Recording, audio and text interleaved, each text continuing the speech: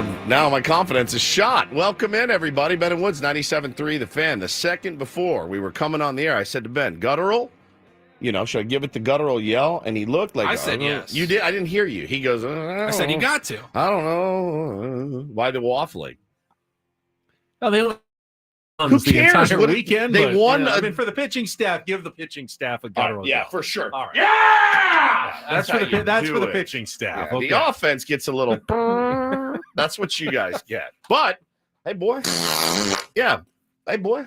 We scratched out some dubs, didn't we? They sure did, man. San Diego What Padres. game were you watching? Yeah, hey, I don't know. I saw 2 dubs this I weekend. saw 2 dubs against one of the hottest teams in baseball, boy. You want a bloody beer? We'll talk about it. I loved it. This is phenomenal.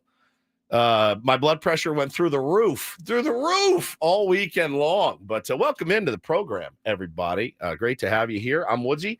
To my right is Paul Reinl, who hit, by the way, the longest single in the history of baseball yesterday. Absolute piss missile to the fence. Thought they caught it, and ended up with a single, but hit a ball so hard, Paulie. It's one of those balls you hit so hard you feel good about it for like a week. Yeah. You're like, God, I got that one. I thought it was going out. I really did. So you got to like first and you started turning around. He go back kinda to the like- dugout. I mean, or- I knew I tagged it, so He I tagged it. I rounded first, and then I like heard some cheering or like a "Are you kidding me?" or something. Yeah. So I heard something. He heard something. We didn't have anybody coaching first, like waving Nope. me or anything. So I'm kind of like halfway in between, and I just kind of held up. And 2 I was guys like, converged like near the fence. Yeah. Where he hit it. and I thought somebody caught it and kind of trailed back to first. Yeah. I'm like, I was like, where's he going? what happened? What happened here? I'm like, Dude, whatever. It's Like by the time I realized it did drop, I was like, I can't get thrown out at second. Yeah, at this point. dude. I'm like, Yeah, just dude. go back, just go back, just go back. he caught every square inch of that torpedo barrel of his. That ball torpedoed out of there. It was fantastic. Tier 1's won a baseball game yesterday under weird circumstances. Wanted to give a shout out to Matt. Is it not Matt?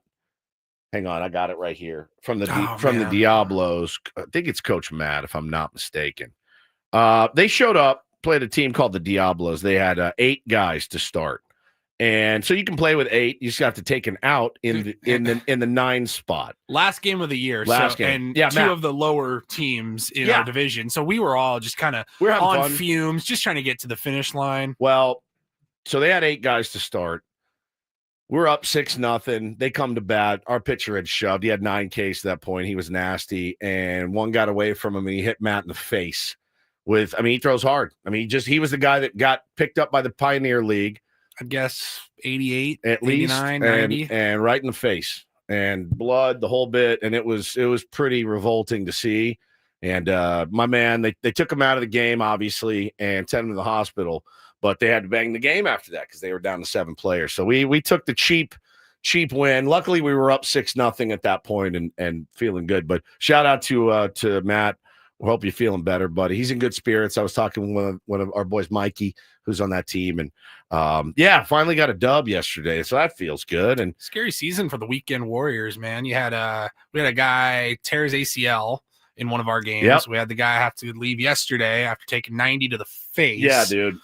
Gotta be careful out there. Yeah, be careful out there. It's just a game after all. Benjamin Higgins, your friendly neighborhood sports anchor, joins us as well. Good morning. Good Yes, morning. just to address the elephant in the room, I am wearing different glasses. Okay. I left my regular specs at home. Oh, I okay. got in the car and they weren't there. So these are my backup / golf glasses. Oh, but okay. same prescription. So I can see, just look a little bit different Yeah, you on look- the YouTube stream. You look good. I think before we do anything else, though, got to address the big news. How long do you have left to live? That's a good question. When we left you on Friday, you were thinking really bad thoughts due to some striations on your feet. There could have been some blood vessels, and Google WebMD kind of got you spun out about potential serious Really, it was the numbing. medical issues. Yeah, numbing. It was the numb foot. And yeah, so I went and got blood work done. Went and got blood work done on Friday, which, by the way, is one of the lowest tier experiences you can have. I don't want to call out the company by name, but you know who I'm talking about. There's only one. There's really only one, which in and of itself is a problem. That's a problem. That's called a monopoly. They have a monopoly on the blood drawing business.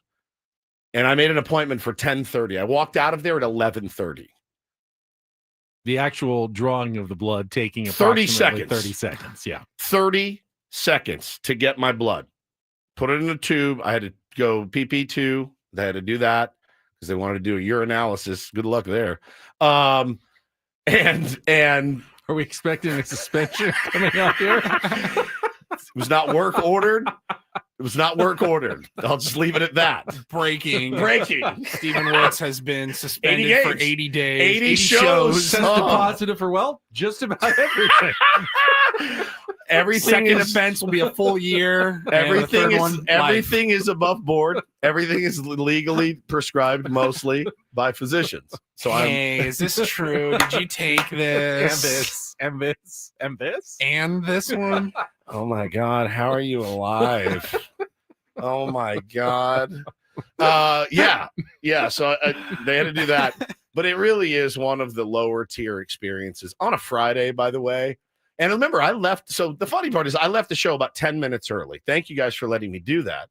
Got down there in the 15 minutes before they say, come check in 15 minutes before your scheduled appointment.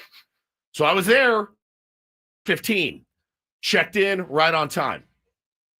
Okay. I walked into the waiting room. I go, oh my God, there were 75 people cramped in a room sitting there like all holding their papers and their urine bottles. And I go, oh my God. So no place to sit, nothing. I do the remote check-in where I just sit in my car because I know how bad that waiting room is. Dude. Just lined up with those chairs So- where you're like in an airplane. So essentially. So I did that too. They're like, we'll text you when it's ready. The nearest parking spot was, this is not exaggerating. The nearest parking spot was 150 yards from the front door. So I'm sitting in the car, I'm watching a documentary, and I get the text. Your person will see you now. I'm like, oh my God. And I'm in like a dead sprint for 150 yards till I get to the door. I push the door open. I'm like, I'm here. So is Steve in here? I'm like, I'm right here. Then, you know what that was for? Here's your paperwork. Let's do this. Here's your urinalysis bottle. It was another 40 minutes of sitting in the waiting room at that point, waiting for my blood to be drawn. So again, low tier experience. I hate it.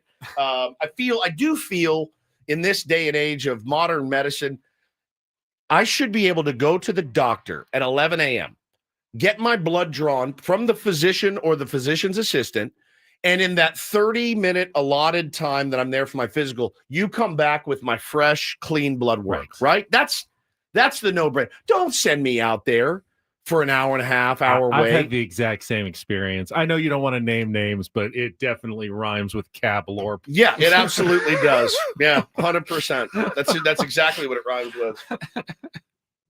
And they're not friendly in there, and then for good reason. One guy walked in. I swear to God, old man walks in, opens the door, clearly a walk-in. He goes, "Mother of God." And I go, bro, I feel you, dude. I absolutely feel you on that one. Mother of God. It was so good. So that got done, and it was fine, man. Off to the weekend. Like once I got the blood drawn, and I was like, all right, man, I'm gonna let go and just enjoy my family and enjoy my weekend. We had so much stuff to do. We had a 5-year-old birthday party Friday night from 4 to 6. Then we had a 5-year-old birthday party Saturday morning at 9 a.m. to 11. Then we had a 1-year-old birthday party from 11:30 to 1:30. That was Saturday. So, and one was at the beach, one was at the park. We did that. Then we decided to take the kids up to the Big A in Anaheim. Now, I'd been there for one game before. Hannah had never been, and the kids had never been. But we looked at the matchup, and we thought, well, Bo loves Zach Neto. He loves Mike Trout. He loves Julio Rodriguez. He loves Randy Arozarena. He's like, I'm so excited. So we got seats right on the left field wall. They were on the left field line. Foul line. But we were the seats, like we could reach down and touch the field if we wanted to. They were awesome. Got a ball from the ball boy. I got to give a shout out to one Randy Arozarena. Let me tell you about this guy, dude. every inning between innings, coming over, waving to all the kids, tipping his hat to the kids, giving a little Gucci goo to the little kids, throwing balls in the stands, really having. In fact, Ben, they do this. I don't think I've seen this before. Ground ball to shortstop. Shortstop picks it up, throws to first base, one away. They throw it around the infield. The last guy to catch it's the third baseman. You know what he does? He throws it out to the outfield for Randy Arozarena to throw it in the crowd. Every out that they make, unless there's runners on or something, but they throw it out, and Randy looks, you, and throws it in the crowd. Well, it actually makes sense because, anytime a pitcher bounces a ball, they take it out of play. But when you hit a ground ball, obviously that thing's bounced a few times. Yep. Yet they throw it around the horn and give it back to the pitcher like he's going to use it again. But technically, you should be taking that ball out of play just like any other ball that hits the ground. And a big shout out to Angels fans. You guys are awesome. I mean, the nicest, friendliest, most accommodating. They had such great ushers. Like, everybody there was just so nice and polite. Now, we wore third-party hats because we're not giant attention-seeking turds like some fan bases. So we just Taylor wore his every Major League Baseball team logo hat. Bo wore his Savannah Bananas hat. I wore my melon hat that says Strictly Business on it. We wore those because, look, we're not looking for attention. We don't need to walk into their stadium when you're not playing our beloved San Diego Padres and wear a Padres hat. Not trying to start any beef. Just want to go watch a ball game with my family. So we didn't dress in full uniform or anything like that. We just went to watch a game, and it was such a great experience, man. Phenomenal. Have you been there? I'm sure many times. It's been a while, but yeah, I've been there 3 or 4 times for games. So then woke up yesterday, and we added a new mouth to the litter. We have a new family member in the Woods household, and it is we rescued a little cat. That's cat number 4 in our home. Paulie's going to put it up on the live stream if you can see it. There's Bo and Taylor with their new kitty. Now, super cute. He's super cute. He's super sweet. So we have not come up with a name yet. I think you just did. What? Cat number 4. Cat number 4. Oh, I like that. I like that name. Quattro. So we kick some ideas around. Number 4. We kick some ideas around. We already have an orange kitty. So we have in our home, we have Manny Meowchado, we have Tiger Woods, and we have Orange Cat.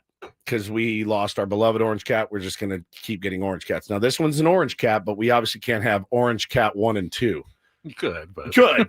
So we went around. OJ. We thought it's a great name. OJ.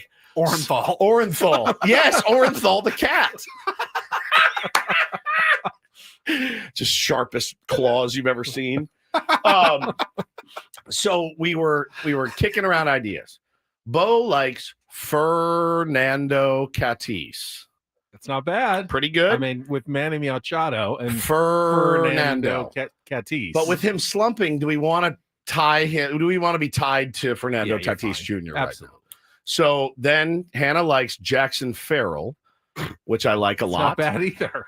Taylor's suggestion was Gatorade. Was the name of his suggestion? He wants to call him Gatorade. I love Taylor. Taylor, so he's the GOAT, dude. He's the GOAT. Gatorade. Joseph says Will Meowers. No, I actually want this cat to do stuff, not just pretend like he likes to be a cat. I want him to be invested in a cat. I've been spending the last 2 minutes trying to think of a Mike Schilt pun. So if anybody else smarter than me has one, something with Shilty. Yeah. So that's what he wanted to do. He wanted to do Gatorade. Walked to the dugout yesterday to play baseball, and 4 of the ones were like, "Every day my cheese sucks," and I started dying. My laughing. wife said it all weekend. We were dying. My beloved youngest son Taylor gets his baby bell. What I failed to mention, and Hannah's like, "How could you forget the best part of the story?" Hannah put a little Baby Bell cheese on his breakfast plate to get him some protein because he just refuses to eat anything but fruit. And he picked up the cheese, and he actually threw it across the room when he said, "Every day my cheese sucks," and he threw it across the room. I'm like, all right, well, it's pretty good. Thinking about that story from Friday, and I'm like, you know what? The greatest. I get it. I get it too. Taylor, he's frustrated. You had a long day at work. You just come home. All you want is a nice piece of cheese. Yeah. And every day your cheese Every sucks. day my cheese sucks. This is like it's my favorite thing he's ever said. So it was great, man. Good weekend. Taught Taylor how to ride a bike yesterday with no training wheels. So he does very well for straight long distances. Anytime the handlebars go slightly, it's over. So, but very straight. If he was running a straight race. Nobody lose a kid. Nobody beat. Yes, I was like, stop! And I had to run down the street to get him. Dominic's got a good one. Yuki Katsui. Yuki Katsui's really good. Wandy Peralta. How do we get a Schilt name? Boy, you named your cat after me. Just name him Mike Schilt. Mike Schilt. Shilty. Or Shilty. So yeah, he's very cool, very sweet. And now my house is a literal cattery. So we've got 4 cats running around. I think Gatorade's got to be the leader in the club. I kind of like it too. Gatorade. It's really sweet. It's really sweet. I kind of like it. It does come in orange. So comes in orange. Does work. How was your fella's weekend? Yeah, pretty relaxing. Mostly stayed at home during the weekend. Started watching Stick on Apple after your recommendation. Enjoyed it. They just dropped the first 3 episodes, so we got through those yesterday. And watched a lot of baseball. Padres baseball. Tense games every single time. So you were waiting for today then to celebrate Sex Day, which today is on the rundown. I'm not making this up. I looked at the rundown and it says, what day is it today? First day is Sex Day. I didn't make it up. Google is it because it's June 9th?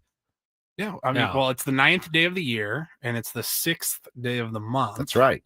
The old 6th month of the year. 6th month of the year. 6th month. Yes. 6/9. 6/9. How are we all celebrating? Well, Sex Day today.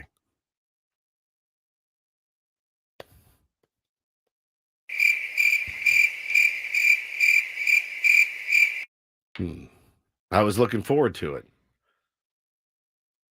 It's an official day. Like, what do you? You celebrate every other celebrate holiday. Christmas, Easter. Like we could celebrate all these other days, right? Have to run it by the missus, I guess. Probably be celebrating alone. Is my guess, as usual. Deep in thought. Do you get like a card and flowers for this holiday? I have no idea. This is the first I've heard of it. I didn't know it was a real thing until Stroganoff. Until right now.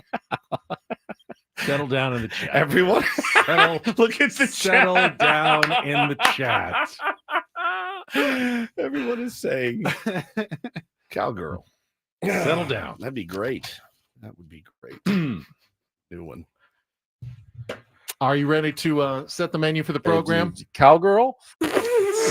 Again, that's a non on the air podcast. It's actually from off the air. Off the air. Ben and Woods off the air. All right, we're gonna check traffic with Kelly Danek. Happy Sex Day to everyone. Happy Sex Day to Kelly Danek.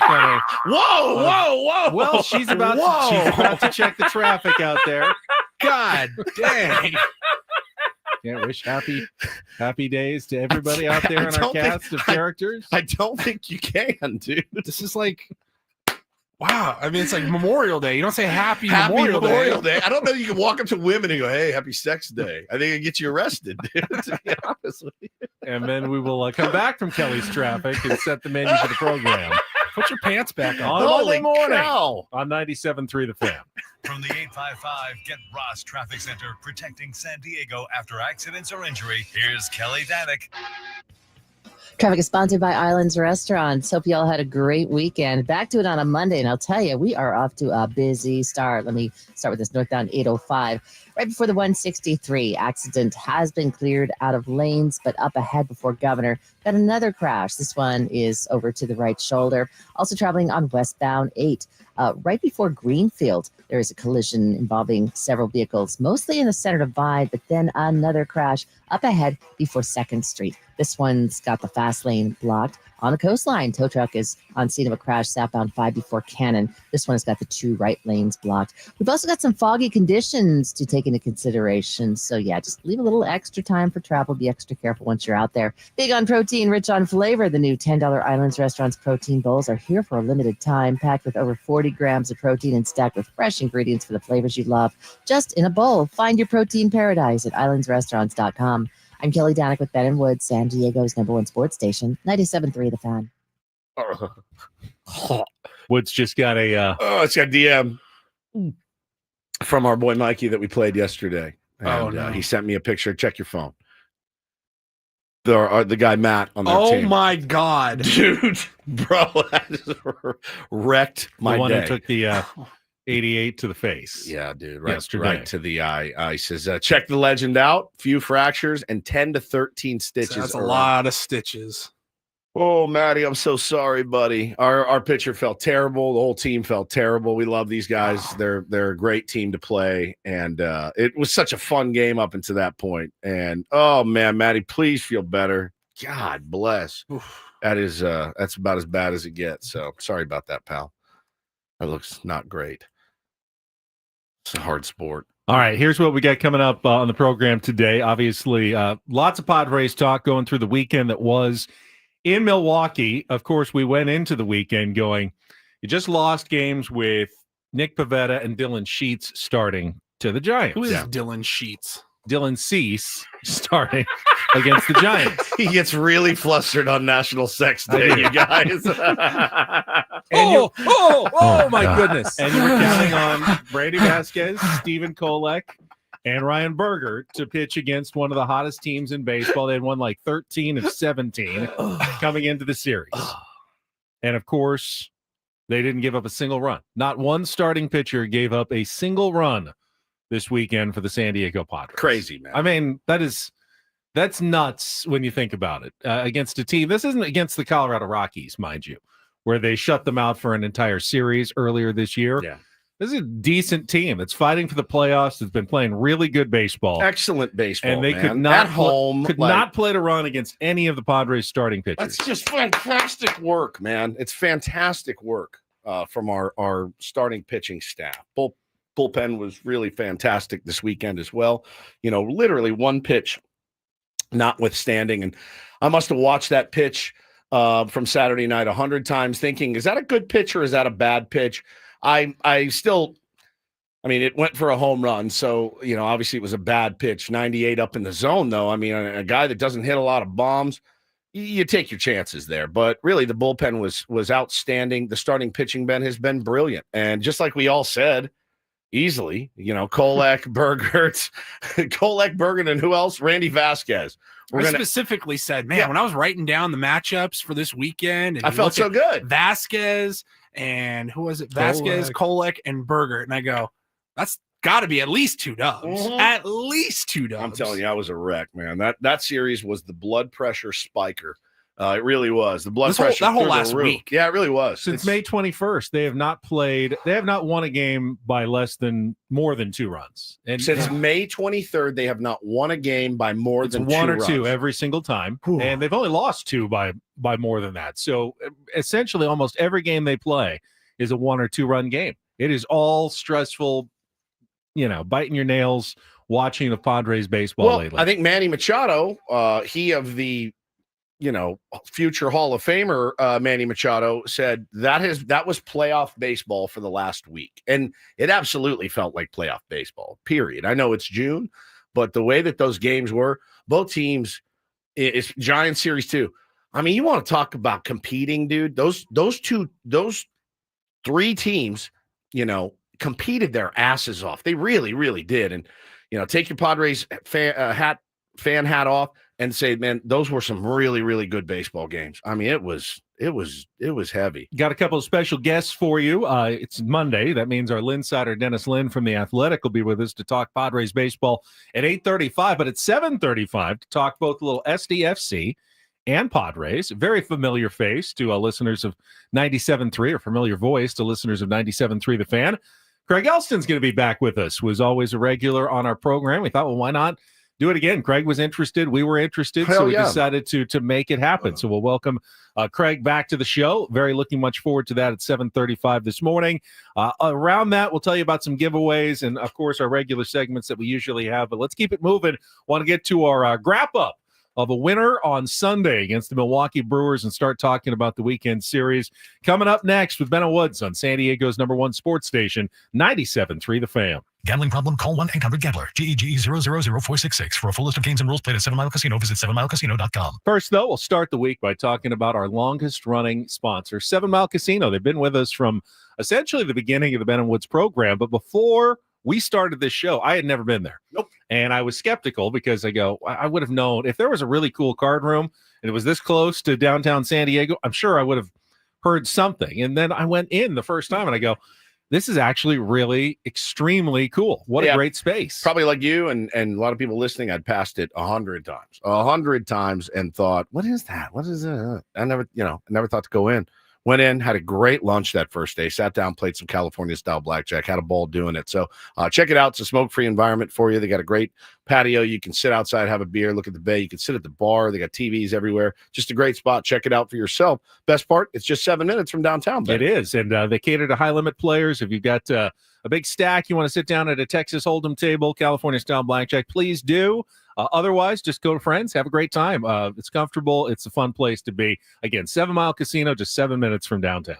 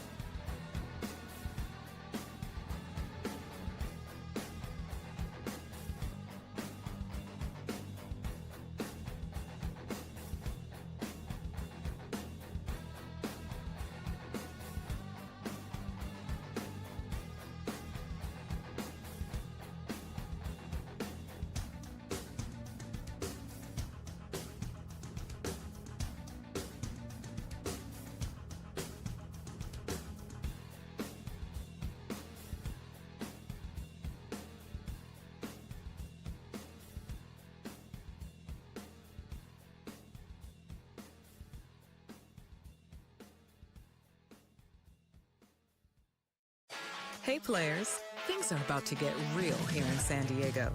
Introducing the all-new Hamul Casino Resort. With a 200-room hotel tower, exciting new eats and drinks, plenty of new places to play, and a luxe spa and salon. Hello, rooftop pool and deck. It's where players can play their hearts out and enjoy all the perks that come with it. It gets real this summer at the all-new Hamul Casino Resort, the Players' Place.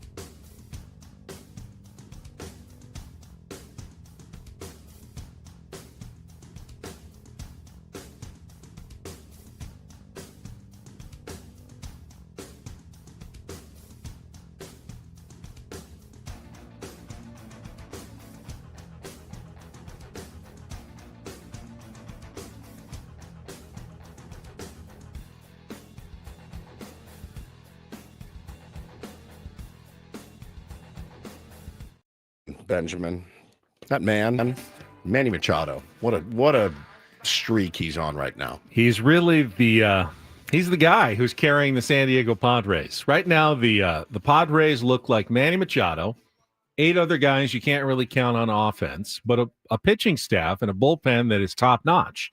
And there's 3 ways this can go, because what they're doing right now is not sustainable long-term. You cannot expect to win 1-0, 2-0, 2-1 consistently. They had 2 1-0 wins on this road trip and a 2-0 win. Oh my God. Out of their 4 victories that they had. Now, are we saying that for our own well-being, or, I mean, yeah, you can't have every game cannot be a dog They fight cannot. like that, So, because you're just going to burn through high leverage arms. I mean, it just, I don't know. So best case scenario, you keep pitching well, but you start hitting, and this team's going to look close to unbeatable. If they hit like they did in April, but pitch like they've pitched, May into June, going to be a really, really good baseball team. On the other hand, if they stop pitching quite as well, but continue to slump at the plate, they're going to have trouble winning any game at all. Yeah, that's the thing, is you're kind of holding your breath, waiting for one or the other. Now, the way that baseball typically works is once the offense gets going, the pitching is going to falter. That's the third option. And most likely you'll go back to a more normal situation where the offense gets going a little bit. Score 5-6 runs. But the pitching staff falls back a little bit, and you start playing normally, 7-4 games and 5-3 games, regular baseball scores that you usually see everywhere else. Regular games. Have not been seeing with San Diego Padres lately. Yeah, no question, man. And, again, you want to come in here and be excited about a winning road trip. One that, if you're honest with yourself, last week, you did not think, Padre fan, even the most optimistic Padre fan out there, did not think we're winning. We're going to come home with a winning road trip. I really didn't. I thought, man, we'd be lucky to scratch out a couple, maybe 3 at the most, as well as the Brewers are playing. And then you see the nature of the games. Oh my God. Like, the guy tweeted me last week, we should have been swept in San Francisco. And I go, yeah, but we also could have swept every one of those games. No question. I mean, they've been so tight. Does it hold any merit for you, Ben, that playing in these kind of games makes a team sharp? for down the road when these games really matter, if you get there, that you're battle tested for this. You know how to win a one-run game. I mean, they're pros. They know how, they've done this their whole lives. I get it. I really think it's sports radio fodder. I do. I do, but again, there is something to be said for. I think it's 100% true that playing in a lot of these games makes you more comfortable, Sure, acclimated to it. Calmer. They talked about it this week. That felt like Manny said, felt like playoff baseball. Like every game this week, close, good opponents, well played, well executed. Came down to one or two, small plays in the end to determine a one-run win. The problem is when you play like that all season long, you're going to wear yourself down, especially you're going to wear your bullpen bullpen down. And you need a couple of games here or there that are easy wins. If you're going to be a really good team, you have to win series, but one of those games you have to win 6-1, where in the end, it's not high leverage innings for every arm in the 6th, 7th, 8th, and 9th. You have to have a couple of lower leverage innings, a couple of easier wins mixed in. Otherwise, when do and Mike Schultz tried to, get everybody in there. We saw Sean Reynolds, Yuki, Wandy, David Morgan for a pitch on Saturday. But ultimately, he's had to rely on Morejon, Estrada, Adam, and Suarez a little too much over the first 2 months of the season. And as Sarris often tells us, every pitch a reliever throws generally makes them worse over the course of a season. So you're using these guys a lot. I think Adam is on pace to make more appearances than any bullpen reliever in baseball.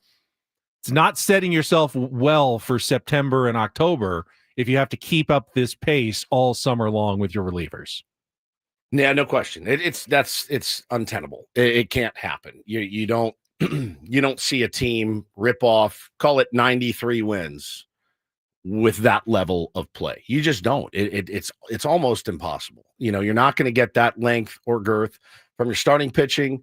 And let's say you do. But it's not the starting pitching that needs to do more. It's not. It's the offense that needs to do more. Starting pitching is doing well, but what I'm saying is, how often are we going to be able to count on Kolek, Vasquez, and Berger to do what they did? Now, they've done it. They've all done it more than once.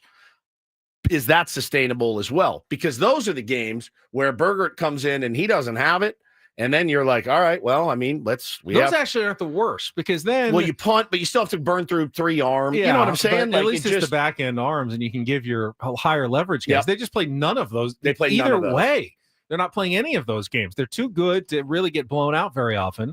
But they're not good enough offensively to blow anybody out, which means every single game is high leverage innings in the 6th, 7th, 8th, and 9th. And ultimately, I think that's going to catch up to you. I mean, they will be battle tested, and they will feel very confident in those close games. The question is, will their arms have anything left at the end of the season? Jason Adam currently leading Major League Baseball with 33 appearances right now. With a 1.64 ERA, he's been really, really good. He's led up 10 runs, 6 of them earned.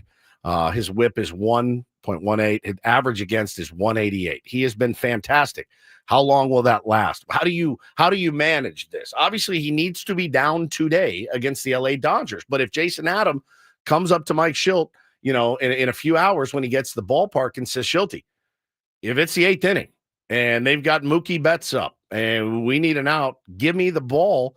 Of course, Mike Schilt's going to do it. Of course he is. Why wouldn't he? You want to win these games. These are important games. I know it's June. And I know, it's a 3-game set against the Dodgers. You can't treat these games like they're World Series games. You have to play the long game. You do. But I can understand, Schilt's desire to go to the guy that gets him the most outs and is the most durable. I totally get it. Now, the Dodgers are even worse circumstances in the Padres. They've thrown more bullpen innings than any team in baseball. Yeah, and they're leading their division. And they have more pitching injuries than any team in baseball, with 14 guys on their injured list. It's all a scam. But they're still on the injured list. They can't use any of those guys that are on the IL. It's all a scam. They'll be back. I know, I get it. But for this week, I mean, they still have to piecemeal together, pitchers to get through 27 innings against the San Diego Padres. And that's not something that they have a lot of depth on their staff. So it's not only the Padres that are going into this series going, where are we going to find enough innings to finish these 3 games? The Dodgers are thinking the same thing. We'll talk about that series coming up. Obviously, we got to go back through all of our games, including First wrap up from yesterday's 1-0 win over the Brewers. Get to that after a check of traffic here on 97.3 The Fan. From the 855 Get Ross Traffic Center, protecting San Diego after accidents or injury, here's Kelly Danick. I want to leave a little extra time for travel this morning, guys. We've had numerous accidents, and we've got some fog in various parts of the county thrown into the mix. So, yeah, just a good idea to factor that into your commute. Crash on the coastline, southbound 5 before Cannon. It's got the 2 right lanes blocked. Tow truck is helping to clear that. Also, northbound side of 805 has been having some problems. Crash has cleared before the 163. And this other accident up ahead before Governor. That one's over to the right shoulder. And in the East County, 2 separate accidents. West 8 right before Greenfield Drive, 4 vehicles in the center divide, then a crash up ahead before 2nd Street. They're trying to move that out of the fast lane. I'm Kelly Danick with Ben and Wood, San Diego's #1 sports station, 97.3 The Fan. I love winning, man. I love winning. You know what I'm saying? It's like better than losing. Miss any of the Padres win yesterday? Ben and Woods didn't. Yeah, absolutely. We've got you covered with all of the highlights. Oh, yes. It's the Padres wrap up. Brought to you by Hamul Casino Resort. Things are about to get real with the all-new Hamul Casino Resort with gorgeous rooms and exciting new eats and drinks. It gets real this summer at Hamul Casino Resort, the player's place. I want to go fast, but I want to go slow, and I want to go deep. Matsui delivers, and Frelick swings and misses. Strike 3. A very late offer at that splitter, and Matsui comes in, strikes out 2, and leaves them loaded. Pitch to Manny, swung on, hit in the air to deep left field. Collins is back, he's at the wall, way back, gonna go! Long home run to left for Manny Machado. Second of the series, and another big one as the Padres get the first run of the day. It's 1-0. 0-2 the count. Here's the pitch. Monasterio swings and misses. Strike 3. And a big K for Jason Adam to strand 2 more Brewers. 3-2 to Terang. Suarez delivers and a little looper up the middle. Bogarts is back to make the catch on the outfield grass behind second base, and the ball game is over. Suarez comes on to shut the door. Padres with their league-leading 12th shutout win of the year. Very impressive across the board with all 26. But specifically the pitching, phenomenal. I couldn't be more pleased with this road trip overall, and just the dedication to competition, the quality of bats against 2 really good clubs that pitched very, very well. What was that? Little Shilty. Give us another one. Very impressive. It was very impressive. Actually, it reminds me, Paulie, we do have 2 tickets to give away for the Padres Royals game coming up later this month on June 20th. Since we just have a new sounder, so why don't we make that the sounder to call in? So next time you hear this from Mike Schilt, he's going to murder us. Oh, yeah. Murder us. Boy. Call in at 833-288-0973 anytime between now and the end of the program. And you can celebrate Star Wars weekend with Padres June 20th to 22nd. Join the team for some galaxy-sized fun and secure your seats at padres.com/tickets. And we'll give you 2 tickets to the Padres Royals game on June 20th if you're the 5th caller when you hear that Mike Schilt sounder sometime between now and 10 a.m. this morning. One more time so they can hear it. And I can Don't call. Don't call yet. Them. This is just to hear This it. is just a All right. You got to be listening closely for that one. The rest of the program. Yeah. You never know when Paul's going to work that one in. You got to start yesterday's analysis with the performance of Ryan Burgert. Fantastic. Walked 4, but gave up just 1 hit in 5 1/3 innings, struck out 4. Made a lot of good pitches. I mean, did, man. You know, got away with some deep flies early, but once he settled in, he was very good, matching a much tougher, nastier pitcher in Freddie Peralta, essentially inning for inning. Now Peralta was also very good against a struggling, scuffling Padres offense. He went 6 innings, gave up just 1 hit, 2 walks, and 3 strikeouts. So really, nothing decided with the starters in the game, and it came down to the bullpens again, like it has every single game over the weekend. As far as Burgert goes, though, for the stat heads, the numbers guys out there, Benny, over his first 14 1/3 innings pitched, his fastball is averaging 18.8 IVB, which is inverted vertical break. For context, that's the same amount of induced vertical movement that Dylan Cease and Robert Suarez average on their four-seamers. So pretty good company there, good fastball shape. His sweeper that he throws is absolutely filthy. It spins at 2,756 RPMs, Benny. It's got a minus 13.2 horizontal break, and he threw that changeup, which again, threw it in a huge spot in the fifth. He's a young starter, has to trust his stuff. Really, really, really good. But his command is a little bit off. And I think, you hear numbers like that and you see a fastball that has life on it like that. Ruben Niebla goes, I can work with this. This is something I can work with. And that will play at the big league level. Well, clearly it's got life because you saw the where he was getting the outs. They had that graphic on Roku yesterday, and they were all middle of the plate, essentially. Like the Brewers were getting balls down the middle. They couldn't square up contact on it. It was moving enough that it just missed the sweet spot. What did I say? Inverted, induced. I'm sorry. Induced vertical break. Induced vertical break. Vertical break. Yeah. This is kind of the rise that you get on those fastballs, is what they say. It's kind of an optical illusion, but it really does move. They can track these things now. And Berger, it's been really, really good in his first couple of major league starts for the Padres. So no score. You get to the bullpens. Yuki Matsui, you heard it on the wrap-up. Huge escape there with 2 strikeouts to get out of the jam in the bottom of the 6th inning. Yuki's been really good lately. That was a moment of the game right there. That was outstanding from Yuki, and he's been great. And, again, he's one of those guys, and I'm sure you guys are right there with me. When he comes in, you don't feel super confident, and I don't know why. It's that weird – it's the weird way a baseball fan's mind works. And you look at this team and you're like, I'm just not confident in this team. And it's like, man, we just scratched out all these dubs with having basically 8 guys in the lineup just dying right now, slumping hard. And I think credit needs to go, when it's due. I think these guys deserve a lot of credit. That could have been feasibly an 0-7 road trip. And to come home 4-3 is outstanding, man. Just grinding out everything right now. And yeah, it's not ideal. It's not ideal for us as a viewer, not ideal for them as players too. They want a blowout or two mixed in there as well. It's just not happening right now. And as far as fixing the offense and things like that, what do you do? What do you do? I have no idea. I don't get paid to make those decisions, but I watch this and I'm like, I'm seeing good hacks. I'm seeing good swings. I'm seeing good approaches for the most part. They're not striking out 12 times a game. They're just making contact, and it's not doing what they're – except for one guy. Yeah, man. And, I've got a couple of people who emailed and DM'd going that Schilt needs to shake up the lineup at this point. And while we talked about that last week, we both kind of agreed, we think it's time.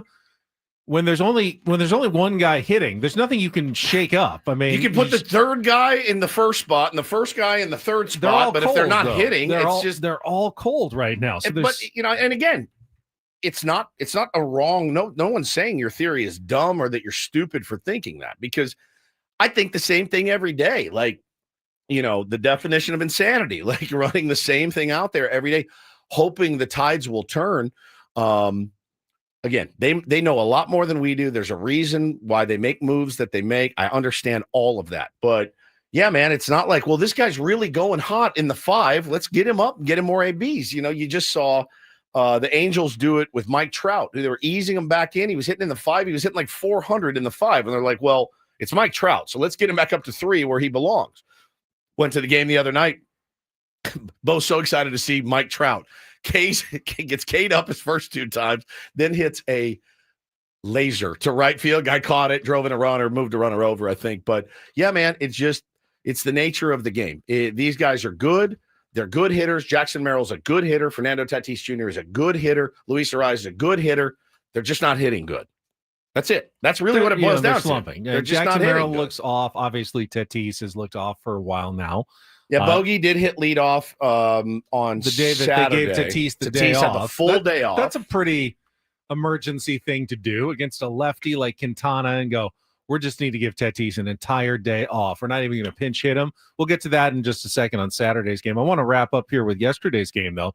Matsui's 2 strikeouts set him up for the win when Manny homered in the top of the 7th inning, just continued his tear. He's taken such good at-bats, and I loved so that was when he got to face the relievers of Strizny, who you hadn't heard of, but hey, 1 ERA. Guy has been really, really good for the Brewers this season. Hadn't given up a run in forever. And what really impressed me about that at-bat, Manny got ahead 3-0, laid off, but was looking to hunt. He knew walking wasn't necessarily a win. Even though it gets the winning race, he knows that there haven't been guys behind him who've doing much. So he wanted to drive the ball somewhere. That dictates so much about a player's AB. If the whole team is rolling, Manny may take a walk there. You know what I mean? He may, I'm going to make you come in the zone twice. But he swung 3-0, fouled it off. Did you call it timeout? Yeah, called a timeout at 3-0. Which is such a hard ass. It was. I'd never seen such a that hard on ass 3-0. move. Like, let this guy just walk me. But he called the timeout, swung 3-0, fouled it off. Strike on 3-1 was 3-2, but he was still looking for something to drive on 3-2. And I think that was the mindset there. And he found it. Guy missed a little bit inside, and Manny just nuked it through 425 feet up into the upper reaches of American Family Field to give the Padres the 1-0 lead. Now his 10th home run. It was 2 weeks ago that we were saying Manny's on pace for 9 homers this year. He's now on pace for 25 home runs this season. And if you count on how hot he's been, probably you can assume he's going to get to his 30 like he always does by the end of the season. The captain in the chat says, Merrill's pressing. Where's the hitting coach to help him get right? I'll tell you where he is. He's working his ass off at trying to get these guys right. Nobody wants them to do better other than themselves than Victor Rodriguez. Nobody wants them to start hitting the ball, driving the ball, doing what they did most of last season under Victor Rodriguez. Nobody wants it more than him. But yeah, like he can't take the swings for them. Merrill's expanding the zone a little bit.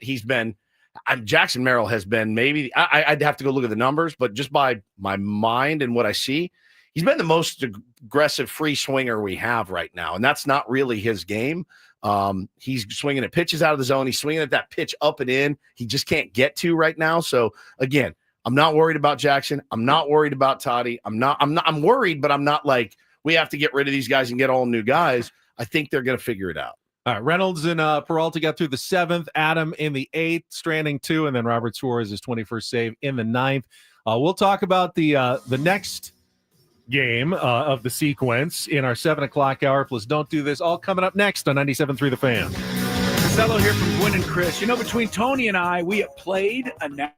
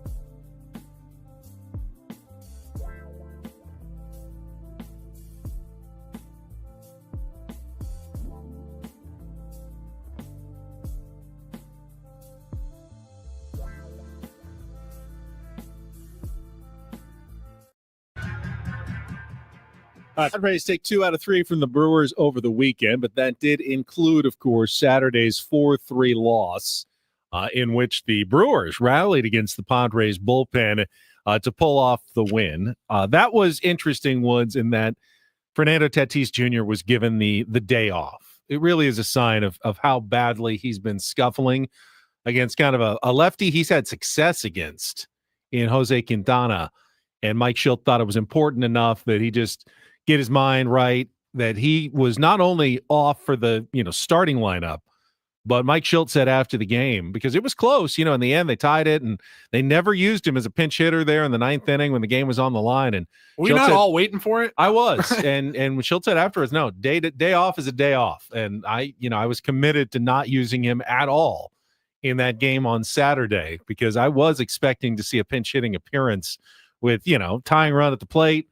He runs into one. He's got the best chance of anyone in your lineup of just running into one and hitting a game-tying home run. So there's a couple of different schools of thought, I think. Obviously, you give a guy like Fernando Tatis Jr., who is scuffling, you give him a day off to clear his head.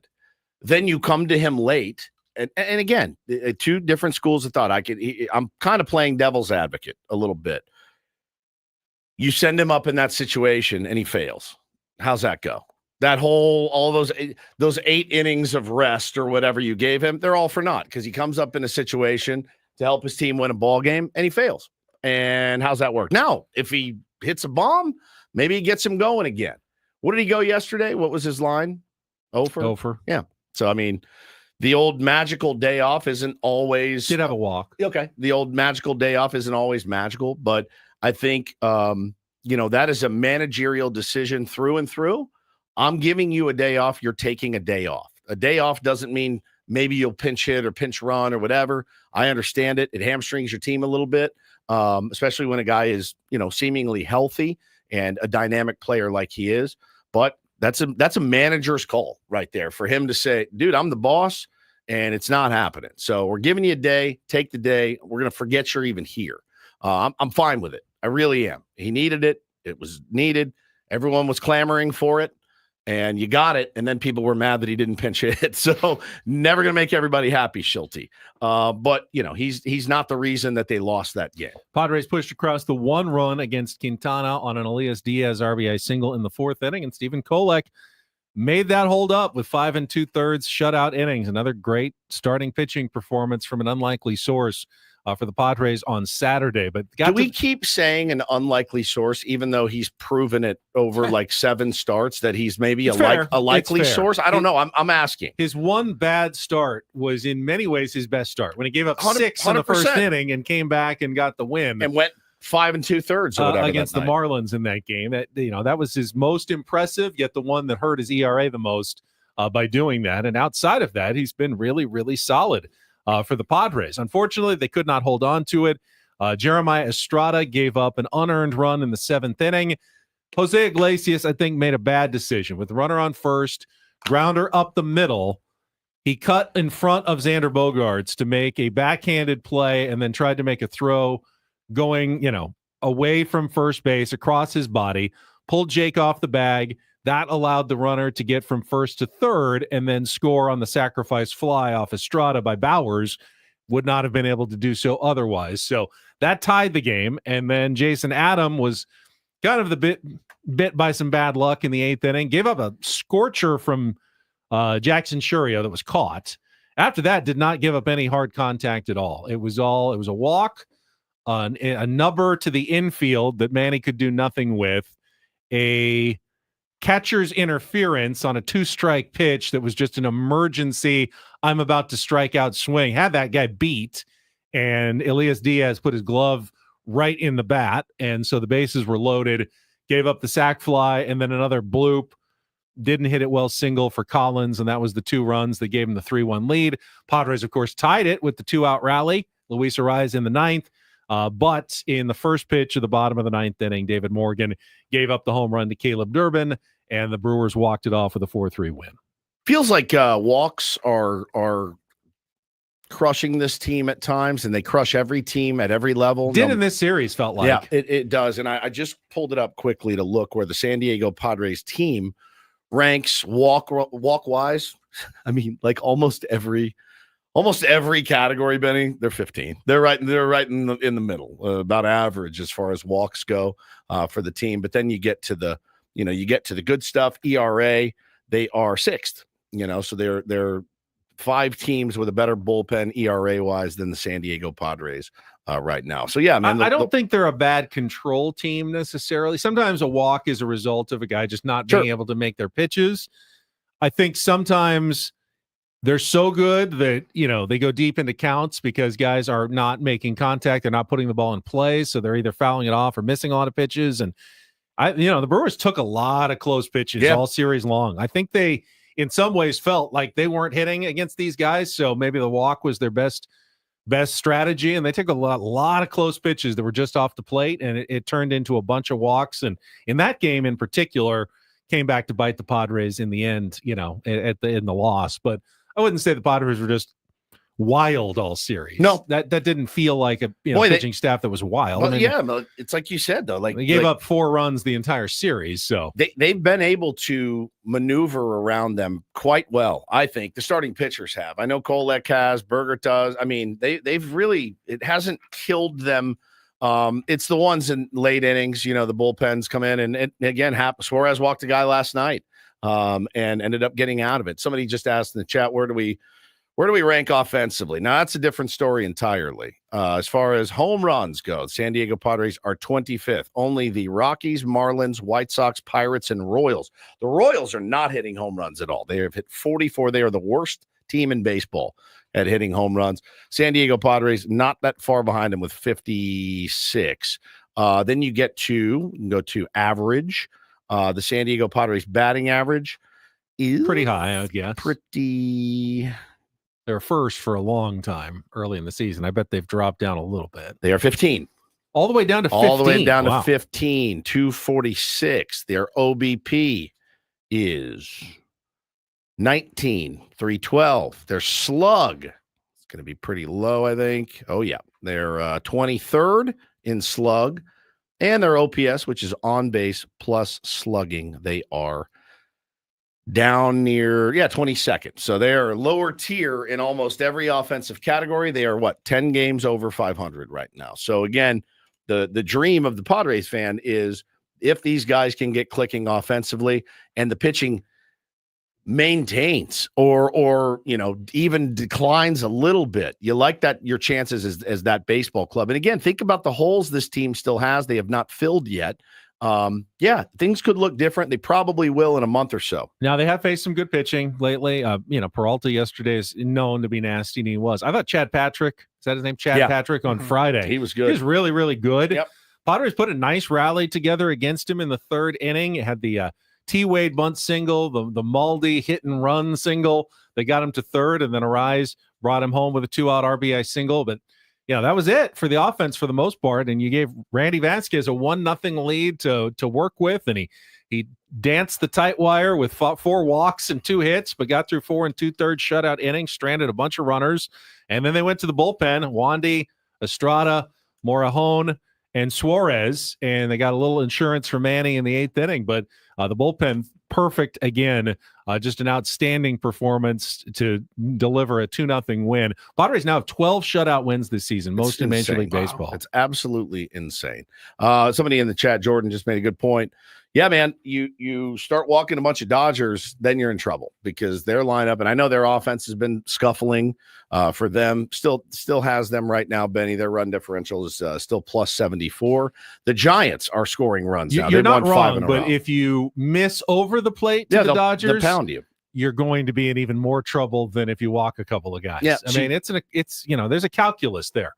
Like, be careful with the dangerous hitters, and if you occasionally walk them, better than giving up a big bomb to Ohtani or Freeman or Betts. So you got to be careful. They were careful with Churio a couple times, careful with Yelich a couple of times. Didn't want to let those guys, the only guys really in the Brewers lineup, beat them. Well, except for Chad Durbin, of course, who the one that walked that one off on Saturday. But yeah, no, you're right. I know that the Dodgers have such a deep lineup, and again, St. Louis, pitched them pretty well.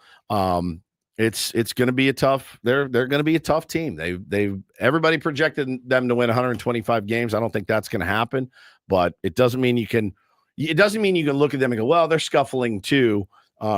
That's a team that has the ability, Ben, to score 12 runs. I mean, and no problem. Pages is really good. Edman is a really good baseball player. You know what the top three is. Teoscar Hernandez has been scuffling a little bit. Don't want him to get right this week at Petco Park, certainly, but that's Will Smith having a career year. Like, they're so freaking deep up and down the roster. You got to be careful. I mean, they have lost 5 of their last 8 games, and in all of those 5 losses, they've been held to 3 runs or fewer. Yep. So it is possible to keep the Dodgers offense in check. But then in the wins, 7, 6, 6, 18, 8, 9, 7, 7.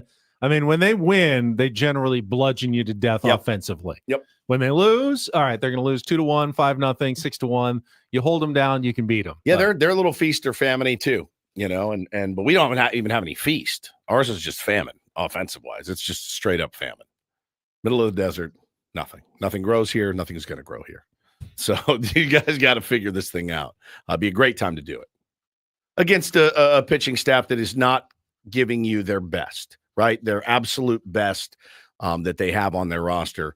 This is a good time to do it. No, I mean, the pitching matchups for this upcoming series, Dustin May. He's nasty. Tonight against Nick Pivetta. I feel like Pivetta has better numbers than May. I feel like Dustin May against the Padres is like trending towards Kershaw against the Padres. He's been really good, I believe, but he hasn't been quite the same post-injury as he was pre-injury. Right. This will be his first look at the Padres in a while. They don't even have a starter name for tomorrow's game. Might be another bullpen game for the Dodgers. And then Justin Robleski, who is 2-4 with a 3.36. All right. Justin Robleski on Wednesday, who's been, probably their 12th, 13th starter to start the year and has been pressed into action because of all the injuries. Yeah, he was throwing 101 the other day, which was insane. You're missing Yamamoto. Pretty much everybody else is on the injured list. So Tanner Scott seems to have figured it out, pitching much, much better. So again, try to get a lead so you don't have to run into Tanner Scott in a big situation. But man, this is it. Like I'm so excited. I can't believe it's taken till June to get the Los Angeles Dodgers and the San Diego Padres to square off. It's kind of embarrassing. It's June, June 9th. And this is the first time they're seeing each other. All right, we're going to have Don't Do This coming up next. Had another regrettable incident at an SDFC game. These are becoming a little too commonplace, I think. And we'll talk about what happened at Snapdragon Stadium on Saturday coming up. And I've got Clayton Kershaw getting upset again about a video board. All right, well, we'll get to that coming up next with Ben Woods on San Diego's #1 sports station, 97.3 The Fan. First, though, I'm going to talk about SDFatLoss.com. I lost 40 pounds in 60 days 2 years ago, and I have been able to keep all of that weight off thanks to the great sustainable strategies developed by SDFatLoss.com. It's one thing to lose the weight. It's an entirely different thing to be able to keep it off. For me, the key was eating real foods to lose the weight. No prepackaged meals, no bars, no shakes, no mixes. And when I lost the weight, then I could bring a couple of foods back, but I had changed the way I was eating. And that was a huge, huge thing for me. You can do the same thing, lose up to a pound of fat per day and 10 to 20% of your body weight in just 60 days with no injections, no hormones, no exercise. Just call 858-665-3211 for your free consultation or go online, set it up at SDFatLoss.com. So many tier ones out there have already shared their success stories with me, with the station. We got thousands of pounds lost in San Diego County alone. You can be the next success story. Just do it. Just jump in right now. And, it's still summer, so take advantage of their $200 off with the summer special when you start the program. And in 2 months, you'll be a new you like I was 2 summers ago. Go to SDFatLoss.com. Get that free consultation at SDFatLoss.com. Results may vary.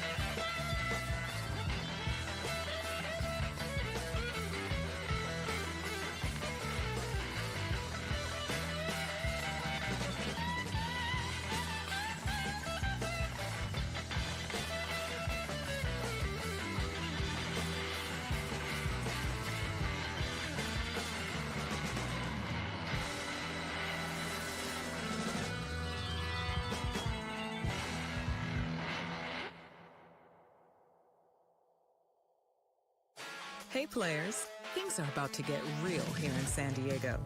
Introducing the all-new Hamul Casino Resort. With a 200-room hotel tower, exciting new eats and drinks, plenty of new places to play, and a luxe spa and salon. Hello, rooftop pool and deck. It's where players can play their hearts out and enjoy all the perks that come with it. It gets real this summer at the all-new Hamul Casino Resort, the players' place.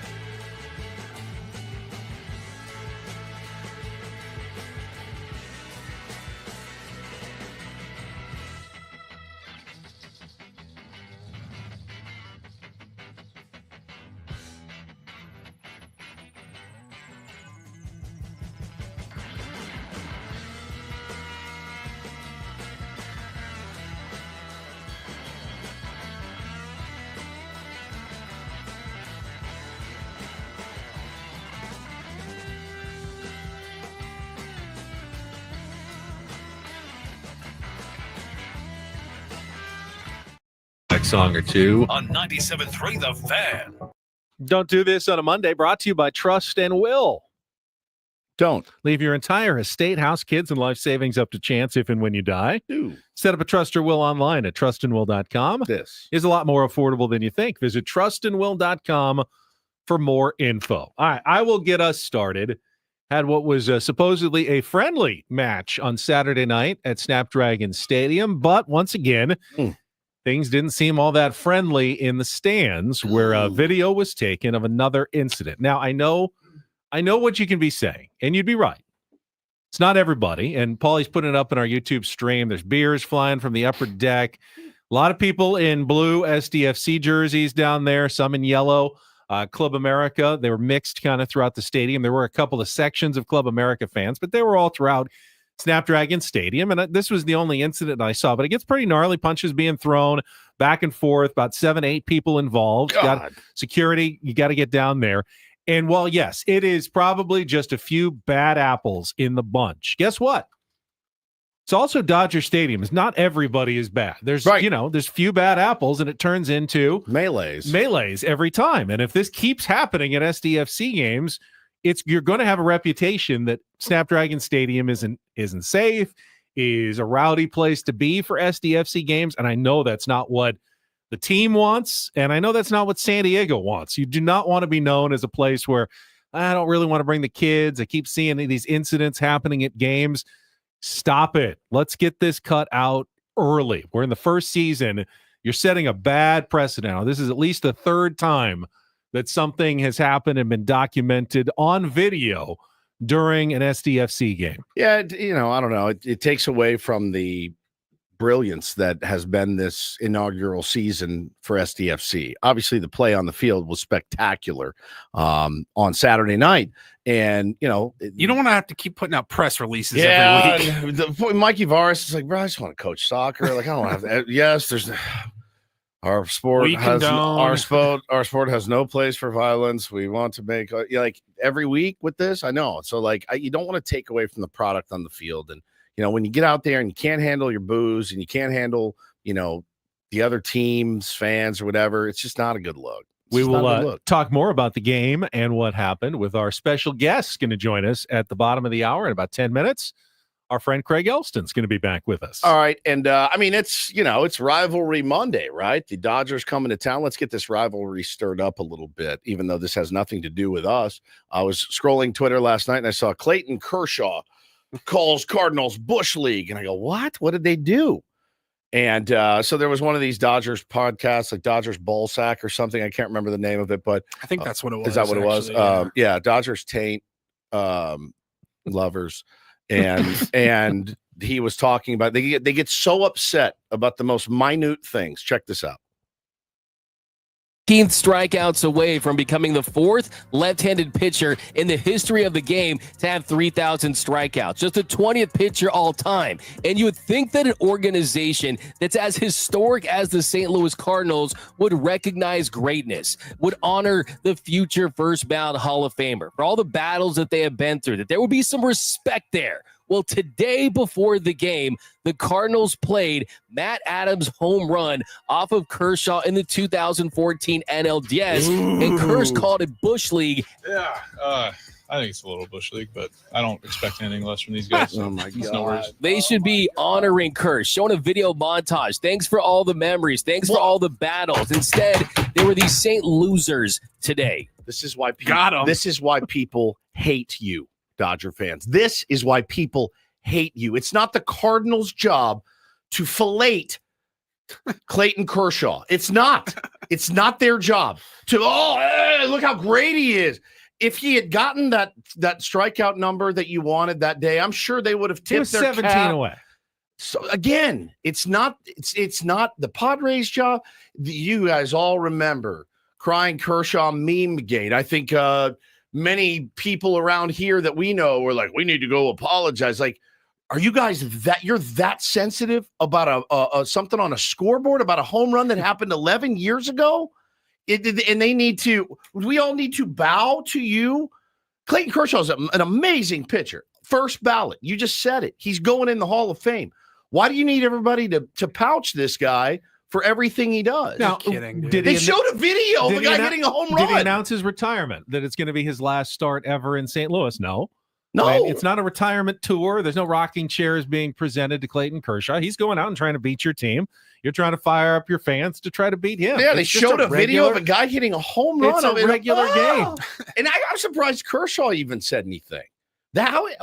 Honestly, that's Bush League to show a guy hitting a homer off And you? what do you expect from those guys? I mean, do you have something against the Cardinals organization, Clayton, that you thought all along that they were classless?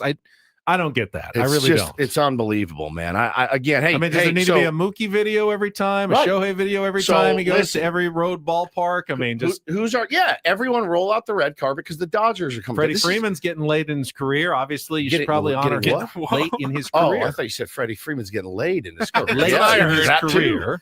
Guaranteed. And, should there be a highlight video for him at every place he goes? Of course not. And it's so absurd. And to be so upset about them showing a video it's amazing to me. It is not the opponent's job to get on their knees for your baseball team. I know you think that it is, but it's not. It's just not. And this is why people hate you guys, because of the attitude like this, that everyone should, whoa. The mighty Dodgers are coming to town. Let's roll out the red carpet. I think it'd be funny as hell if Eric Grupner brought 6 Dodger players big old surfboards tonight. Yeah, we want to do a big presentation for the world champs. They're here. Now, come on out, Mookie, Freddie, big home run. There's your surfboard. Do it as a bit. These guys would crap their pants. I'm so tired of these people. There's nothing worse. Nothing worse. The worst fan base in sports. It's not close. The LA Dodgers, ladies and gentlemen. Thank you. Finally. DD mega doo-doo. I had to find the Padres games on various different television outlets. I had normal on Friday.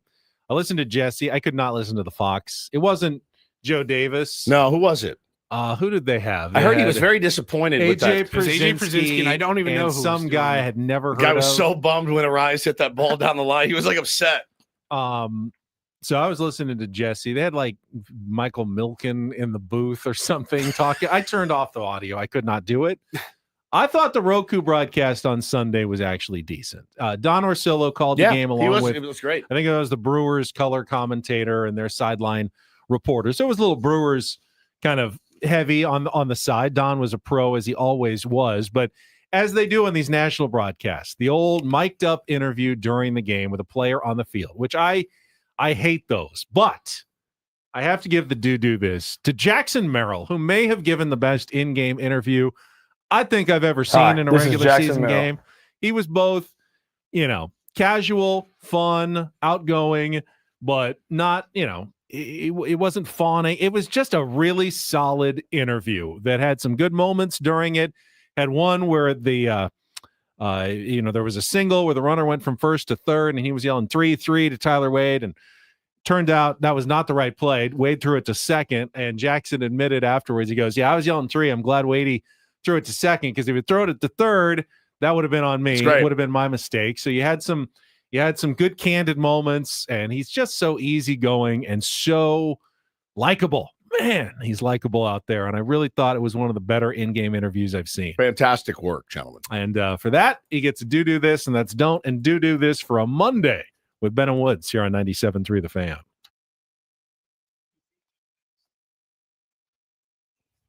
Wait, Ben, did they ask Jackson Merrill, though, about Clayton Kershaw's rush for 3,000? They didn't? They did not. Oh, my God. You're kidding.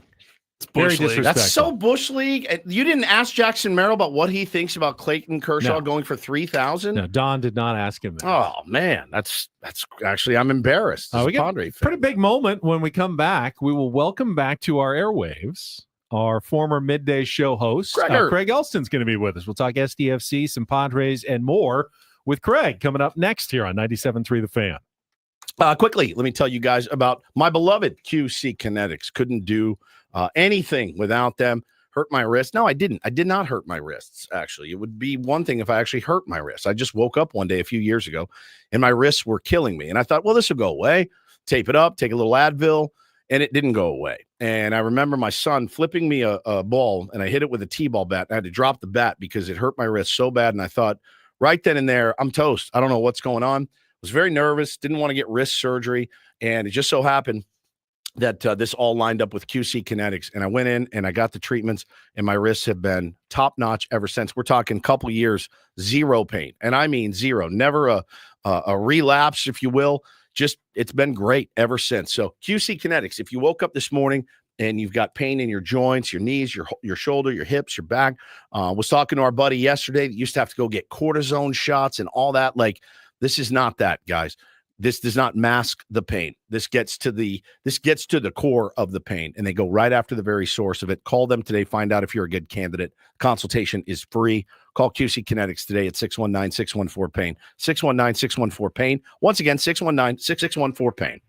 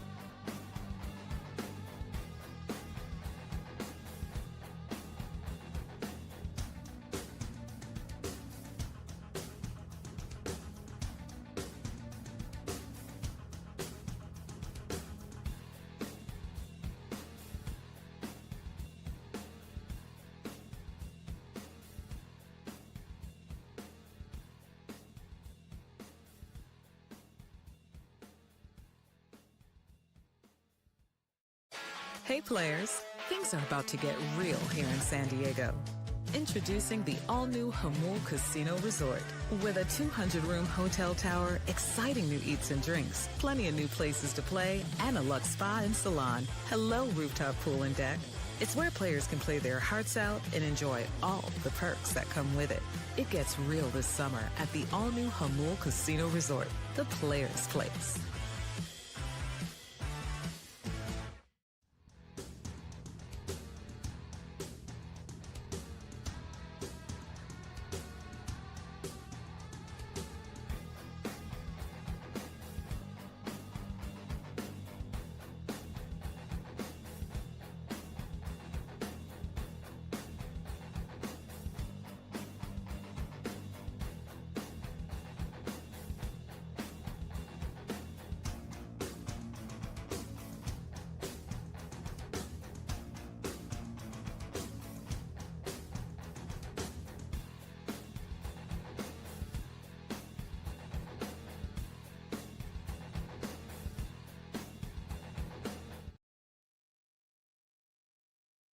All right, our YouTube chat is both excited, maybe a little confused by our next guest, which is fine.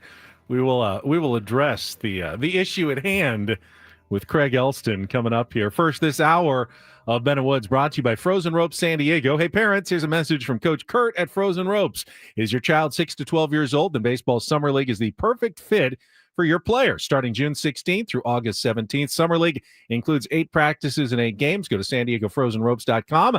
That's SanDiegoFrozenRopes.com. We'll talk Padres, SDFC, and more with, yes, our friend Craig Elston right after this check of traffic on 97.3 The Fan. From the 855 Get Ross Traffic Center, protecting San Diego after accidents or injury, here's Kelly Danick.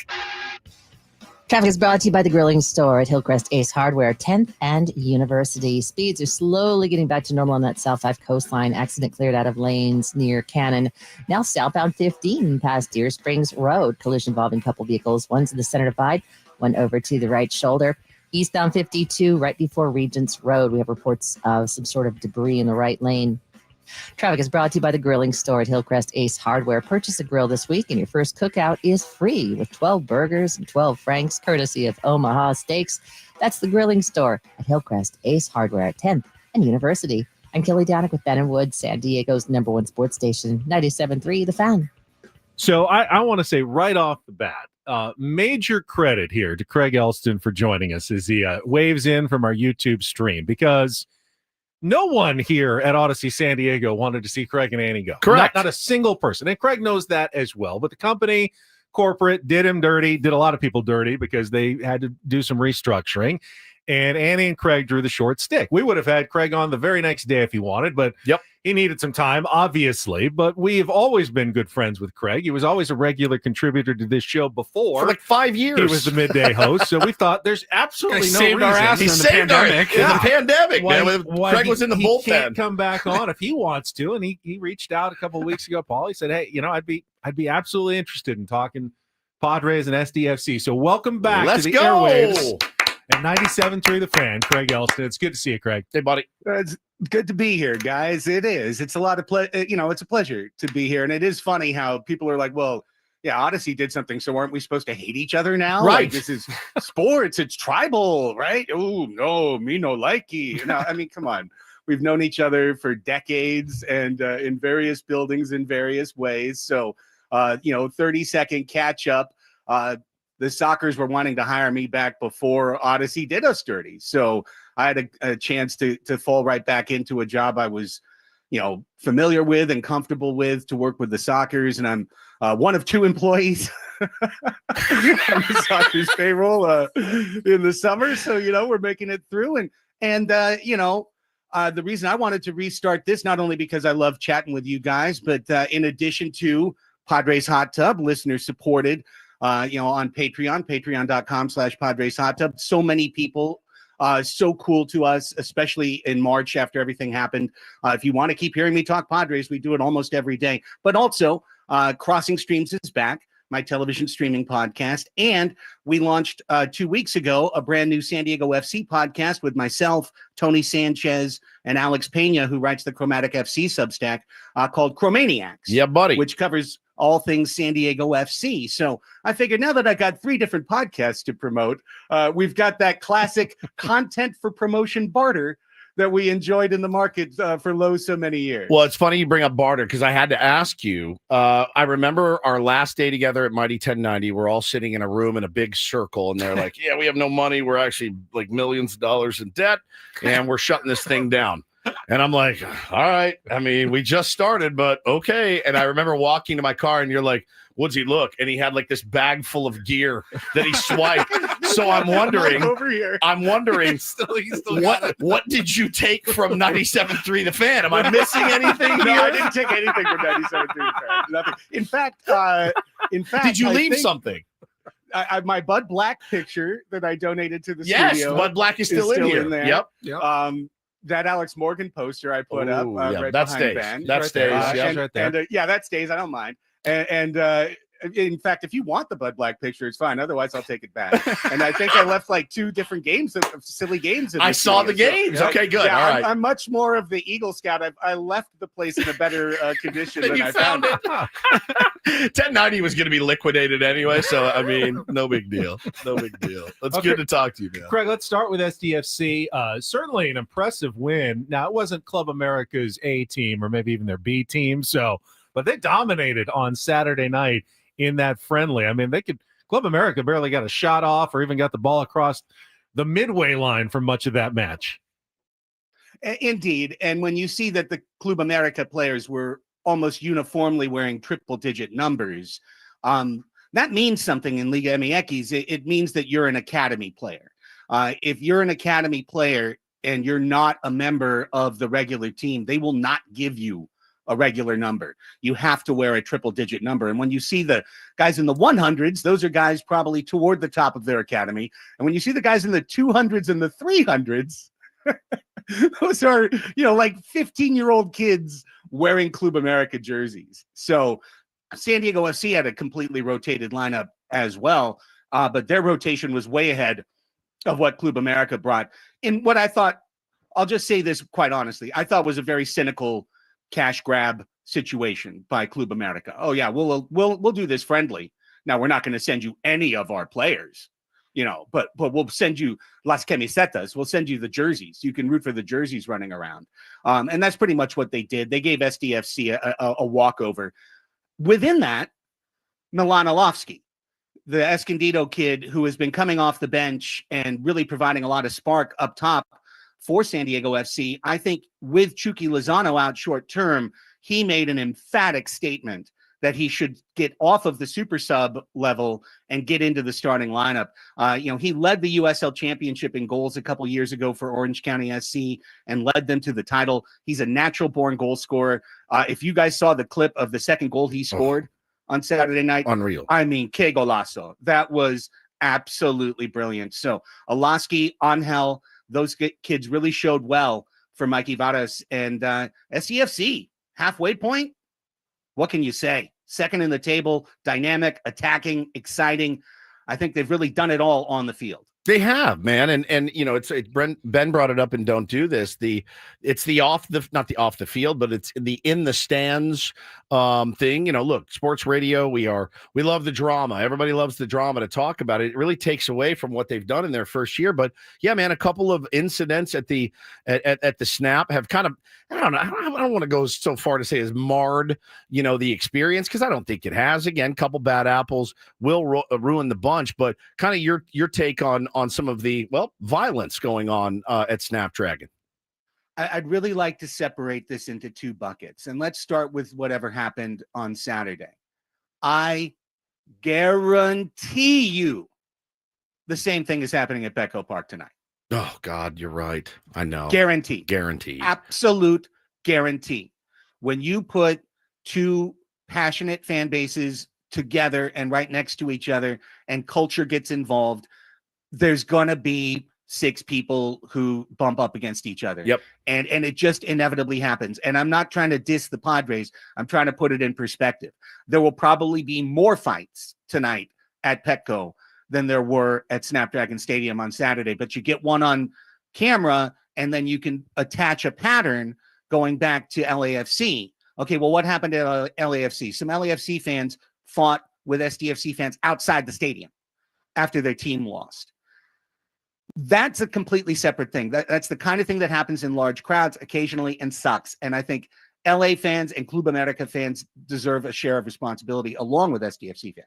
Take that separate and aside for when the LA Galaxy supporters group, Angel City Brigade, stole a flag from one of the San Diego FC supporters groups, displayed it in their section, basically taunted, and some guys fell for it in a couple of supporters groups that ran up and created an incident 3 Saturdays ago. That's inexcusable. That can never happen. I don't think it's ever going to happen again. It's led to SDFC making major restrictive changes. And as a supporter, I can tell you, like, you get fenced in now. You get they're caging you in the north end, and you have to leave the way you came. You can't even walk the stadium. So, like, they have been extremely restrictive for a handful of individuals' actions. But I think that was appropriate. And as a member of a supporters group and a member of the union wants nothing to do with that type of behavior whatsoever. So, a couple of dumb fans scrapping, that's going to happen at Petco tonight too. Supporter group action, inexcusable. Don't think it'll ever happen again. Craig, how much concern, at least short term, with the international break? Now it's ending, I think, here in the next day or so. But getting guys back, Chucky's still probably going to be nursing that hamstring injury as they return to MLS play on the road this Saturday against Minnesota. Could that be impactful for SDFC? Absolutely. And I think you saw it with San Diego Wave FC on Friday night when they dropped one. And Jonas Adeval spoke about, for example, Hanna Lundqvist, their right back, had to fly like 14 hours and get in the day of the match or a day before the match and try and play, and be effective. It's not as much the absence. It's the absence at training. It's the lack of integration because soccer, you heard Varas speak about it a couple of matches ago. We now play without thinking. We play with the game in our blood. We play with the system in our heart, no longer in our mind. Well, it's a little tougher when you've just gone to a different system with a different coach and different players and different teammates, and you've tried to put that all in your mind, and now you have to clear that out and bring the next thing in your mind. I do think it has an impact. The good news is it has an impact for the other team, too. Minnesota's got some folks called away. I would expect a sloppier match, but that's a big match. Minnesota and Vancouver are 2 teams that SDFC didn't play in the first half of the season, and those are 2 of the best teams in the West. So it's going to be quite a matchup. Just as an aside, before we talk Padres, because I want to make sure we get to that, how much do you love Mikey Varas? Because I know that I do. Like literally more than anything else, and I'm not even kidding, more than anything else, even maybe the paycheck. The thing I miss most about doing middays is that I got to talk to Mikey Varas. He's so all good. the time. He's just he's so I'm hoping to get him on our podcast as soon as possible. I really think he's one of the best. No doubt. There's no doubt about it. When he talked about on our show, I got to smell the locker room to know. And I'm like, oh my God, I've never heard that in my life. And that's something that, I do. We always talk about, Craig, and especially with baseball, 162 games a year. How much does a manager really do? And I think he does a lot. And I think our manager here, we got a good one too, in Mike Schilt. And, the way that his guys have played recently, no, it's not fun to watch. I mean, it's in fact quite excruciating. Gives me a lot of silver hairs to watch. But man, they come out winners more often than not. 10 games above 500, Craig. This exceeds my expectations for where we would be at this point. No question. Padres started 14-3, and there's just so much value to banking those wins early. And here we are 10 games over 500. So what does that mean? We've muddled along a game under 500 since, and it hasn't mattered because we had that early cushion to work with. The Padres pitching is dynamic. It's exceptional. And I think right now, the guys who are saving this season are Stephen Kolek and Ryan Bergert. And Kolek in particular is looking like a rotation mainstay for years to come, plucked off the Rule 5 AJ Preller masterclass that we had to, suffer through our 13th reliever last year to get a number 3 starter a year later. That's a trade everyone will take. Now the offense, is broken. And I was looking this up, and you can listen to last night's Padres Hot Tub. We really got into it in detail, but let me just say this very basically. In the last 28 days, Fernando Tatis Jr., Luis Ariz, and Jackson Merrill have on-base percentages around 250, 260. Okay? Well under 300. And those guys are batting 1, 2, 4 in your lineup. Then you've got an 8-9 of left field, 29th ranked in the league, and catcher basically worst in the league, and especially in the last month for offensive production. So you've got an 8-9 Death Valley going into a 1, 2, 3, 4, where 3 is sizzling hot and 1, 2, and 4 are broken. Of course you're not going to score. The only way the Padres can score 5 runs right now, it's the equivalent of being in Hold'em and flopping a flush. Like, everything has to go exactly right. Yep. The right, Machado has to get it on, and Sheets and Bogarts and Cronenworth have to combine on a flurry of hits to drive them in the way the lineup's going right now. So personally, I think you can't long-term let this continue. I understand why the Padres haven't made any changes. I get it. But right now, today, I would flip-flop Jake Cronenworth and Fernando Tatis Jr. in the lineup. Interesting. Because Cronenworth has a 370 on base percentage, and for 6 weeks, Fernando is hitting under 200 with an on base percentage under 300.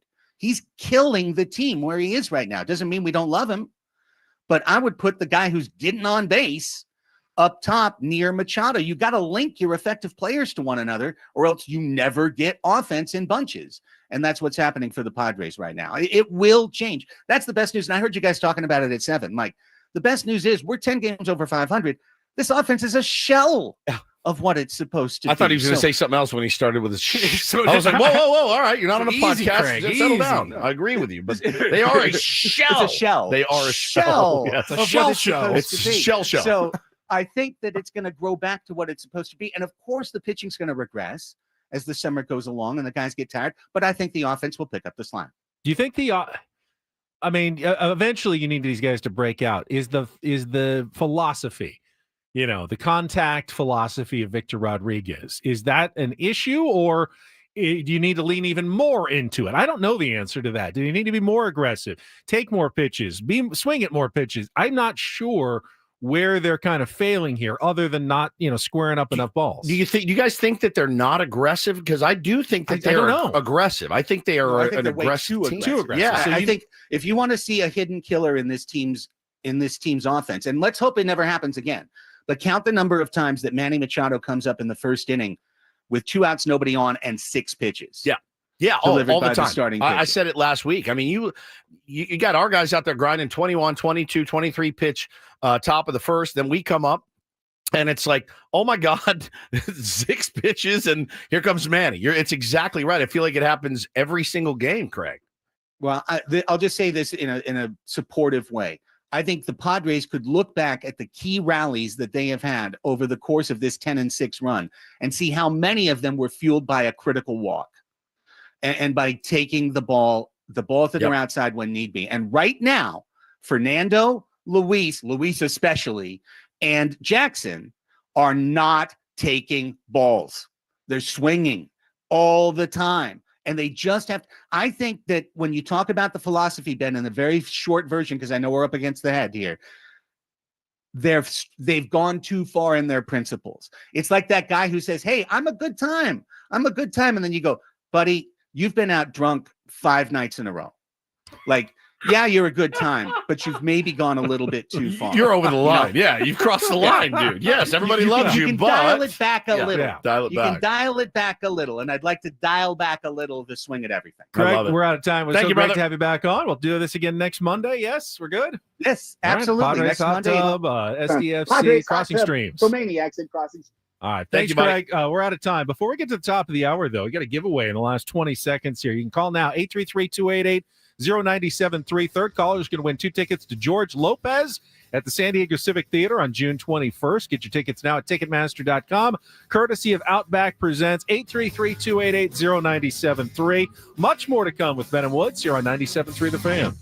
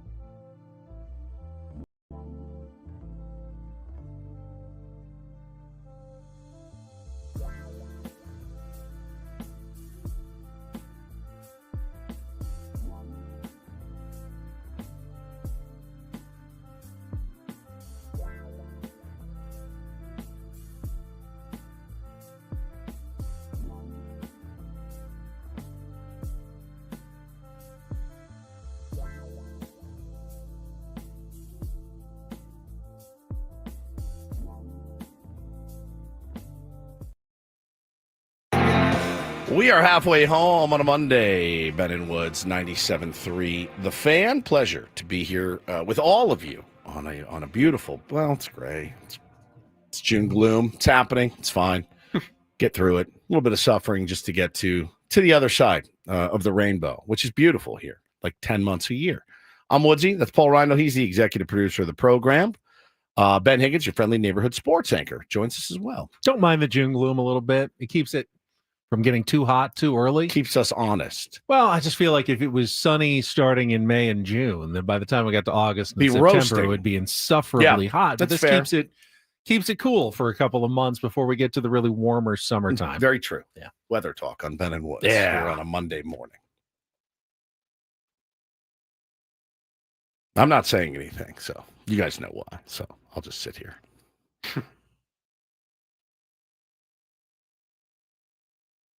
Can you not control yourself? I've been gagged, apparently, so I'll just sit here.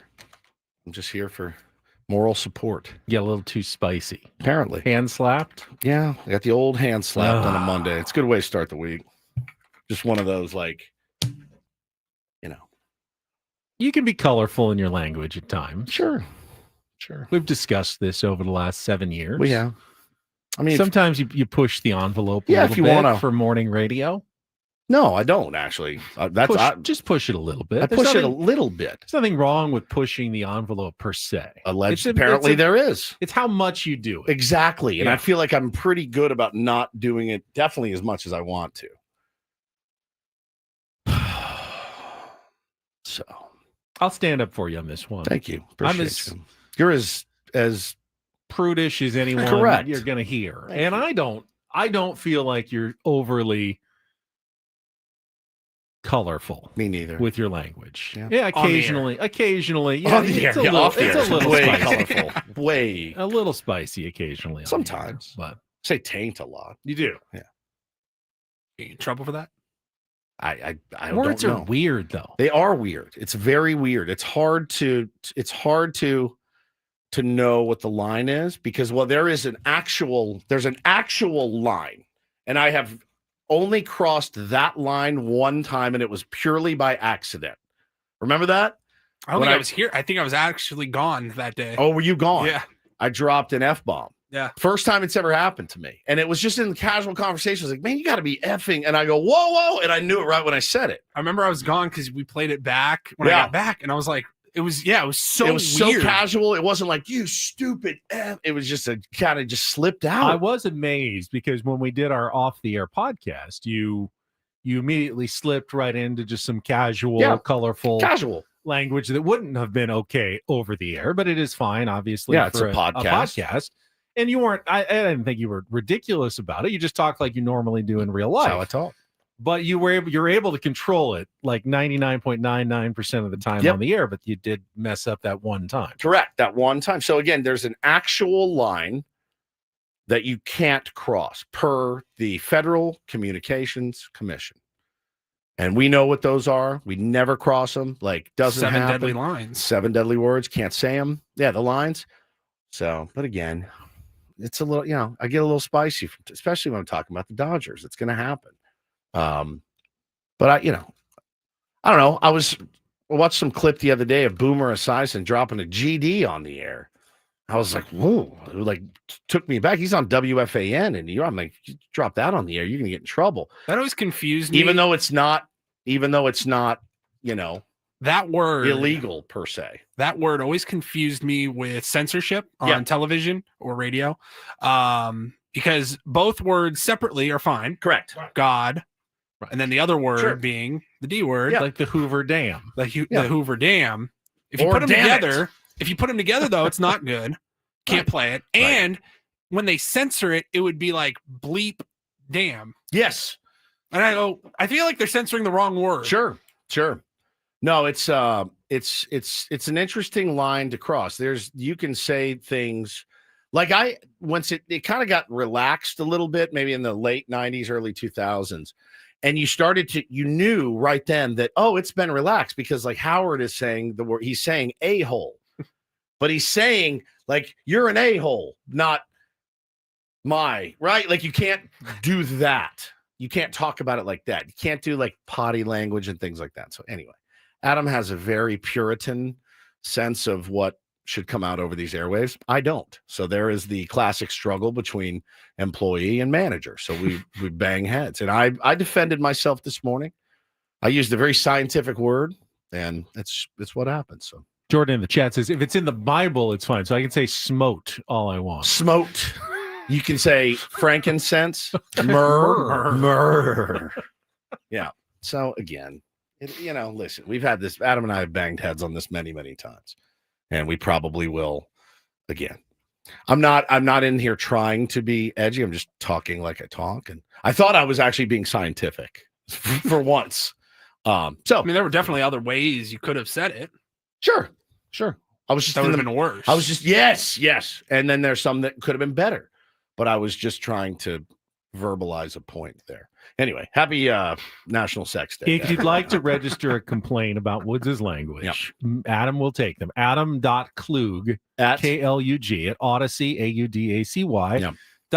Go ahead and send your complaints in to over Adam to him, and we will see how the tier ones really think about you, Woods. Sure, that's fine. Of course, we're getting ready for Padres Dodgers, first of 3 tonight. Woo! And I'm actually glad that the Dodgers are finally coming to town. First matchups all season long. It's a long time to wait for the first game against the Dodgers this season. You're glad that it's taken this long? Well, I would like to get a couple out of the way early, man. No, I'm not glad. In that 14-3 stretch. I'm glad that we're finally getting to it. I feel like it's been too long. I'm ready for it. And you'd say this is a tough stretch to finally meet the Dodgers. You're in the middle of 13 straight and 26 games in 27 days. Wouldn't it be nice to hit the Dodgers with an off day, maybe before or after the series, where you do have one after the series, but this is the last. They got one on Thursday. 11, this is 11, 12, and 13. Sure. 13 in a row. But I like the off day Thursday because you can empty it a little bit, and depending on how the first two games go. And I also would say that when you're at the end of this stretch, this is when teams have a tendency to let down. Usually, when they play a lot of games in a row, you get smited, and you could be playing.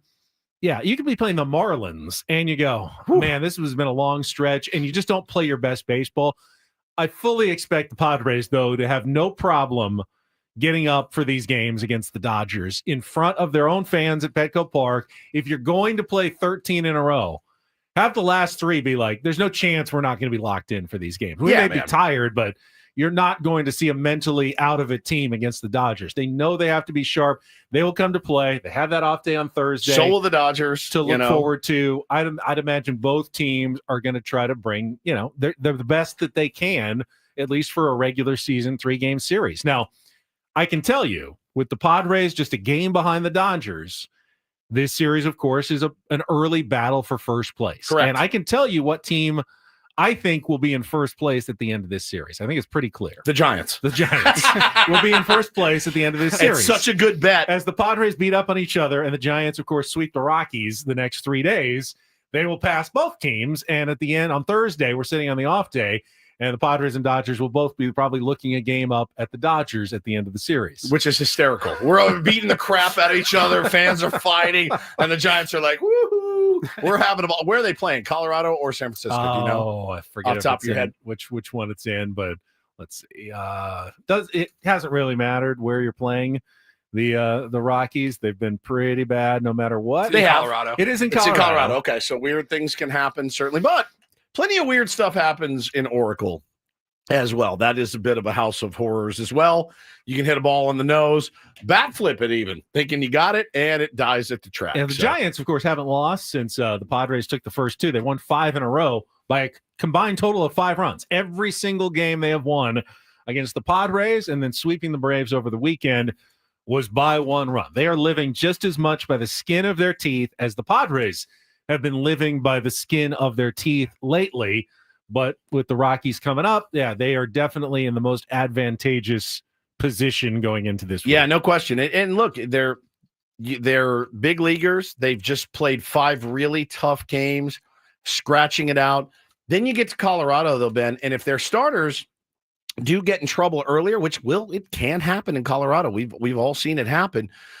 Those can be a bit of horrific series. Even if you end up sweeping it, it takes a lot to get through it, as you love to mention. The altitude certainly has something to do with it. And, the big, vast outfield, like you just never know. It's a win for the Padres and the Dodgers if the Rockies can take even one. If they take one game. Yeah, no question about it.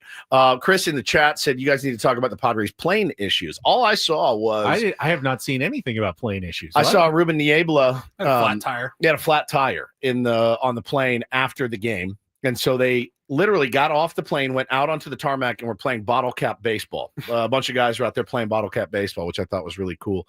But I hadn't heard anything other than that. Just a flat tire. Calling the pit crew for a quick tire change on an airplane. You probably need a really big jack, though, to get those airplanes off the ground. Yeah, big time. Big time.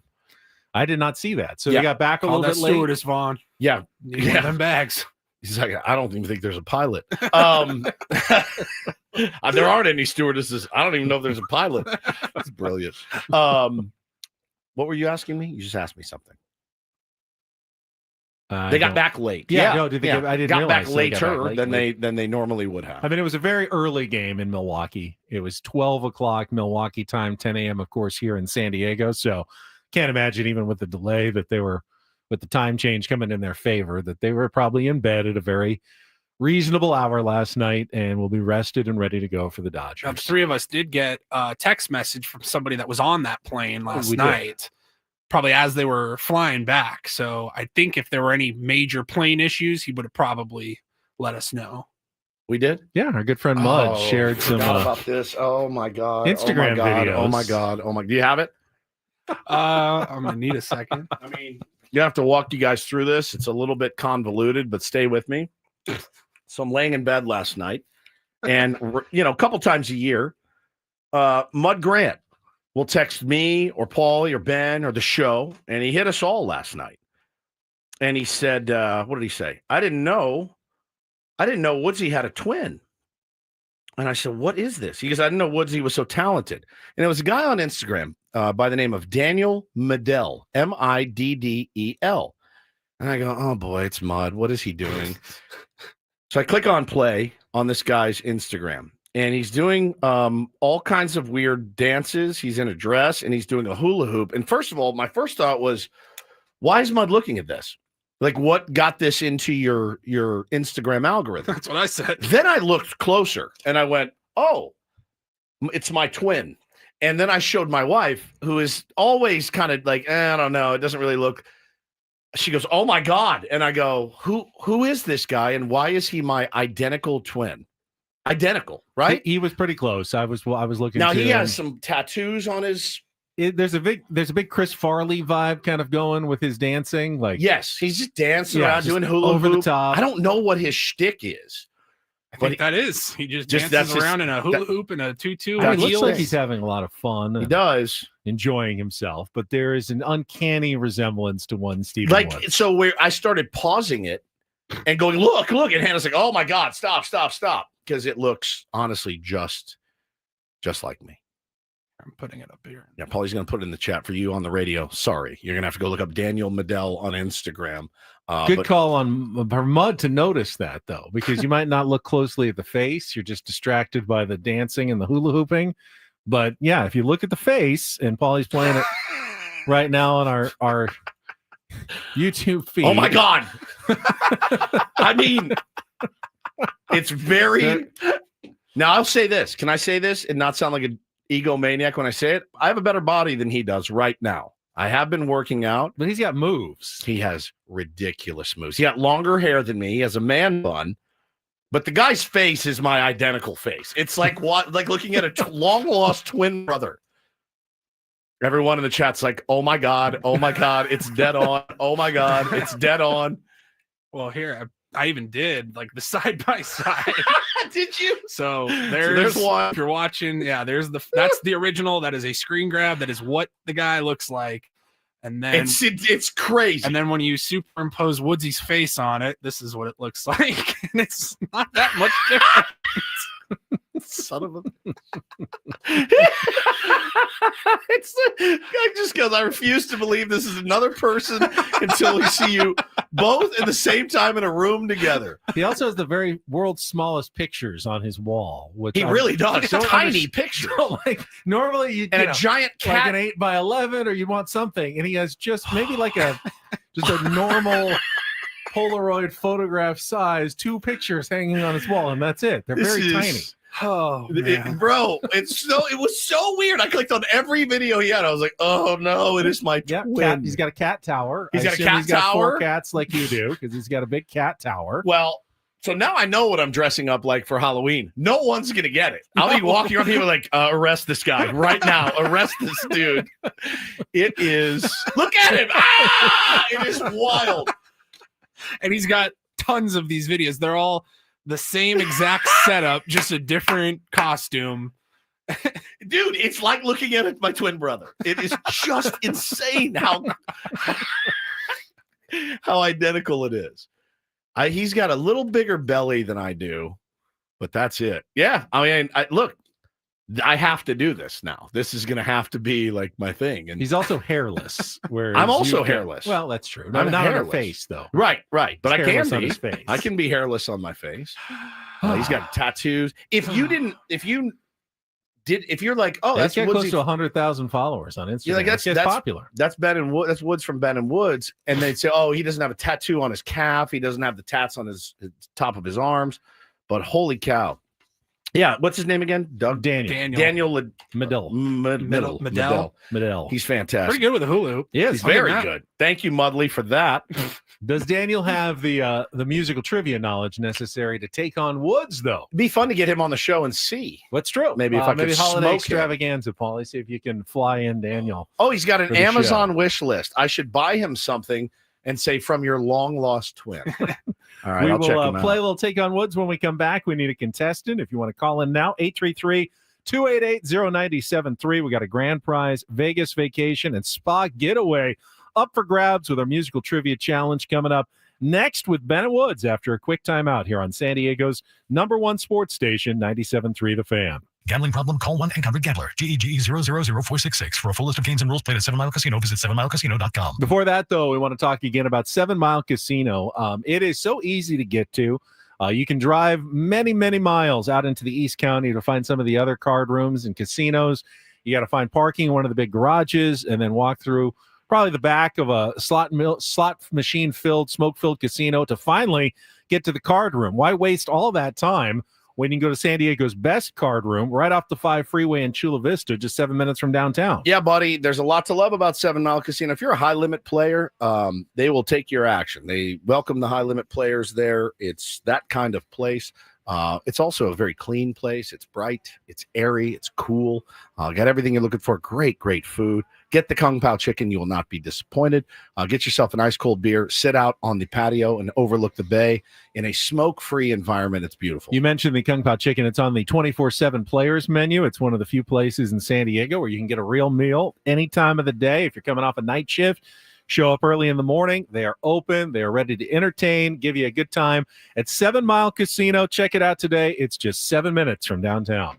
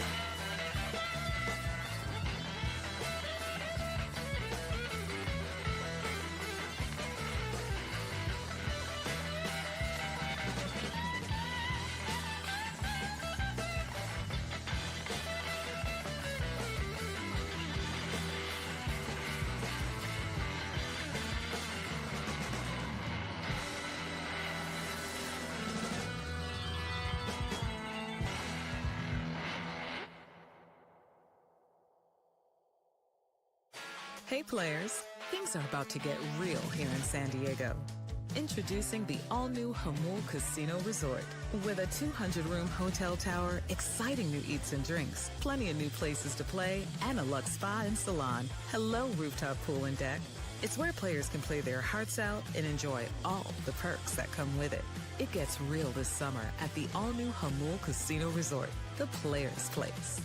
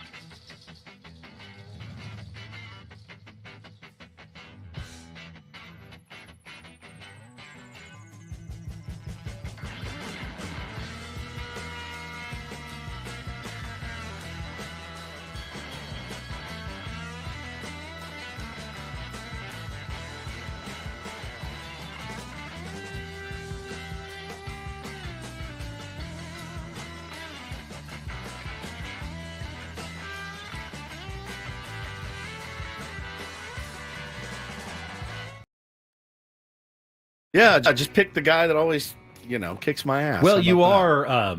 We're not on a losing streak per se. I'm on a but I think tying we've had streak. a few qualifiers in a row for our grand prize drawing. This hour of Ben and Woods brought to you by Staples. And we've got Dennis Lynn, our Lynn Sider, coming up in just a few minutes. So let's get right to it. It is time to play this morning's game of Take on Woods.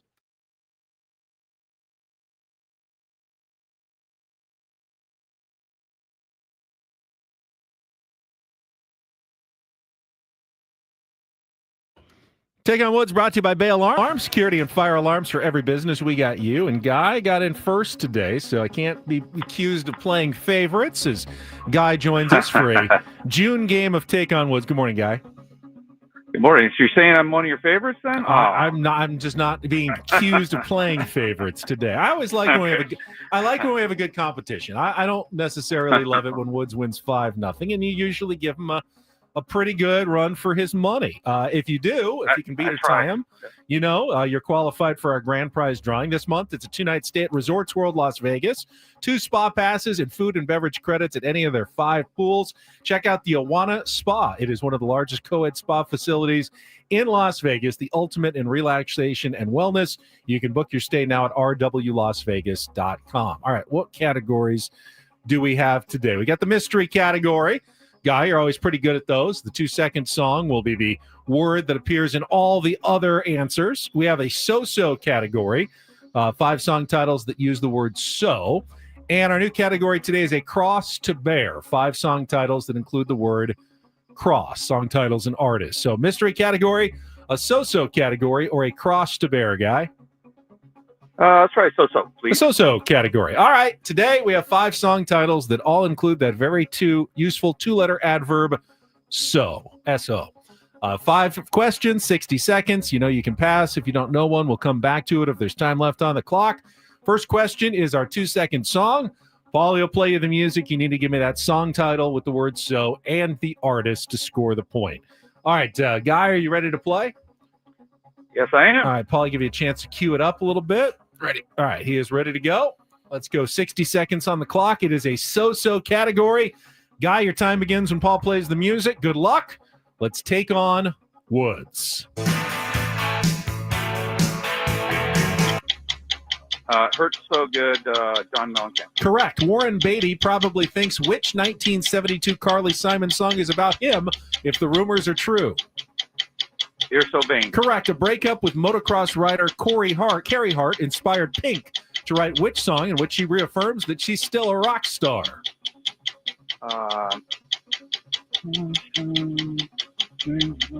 Pass.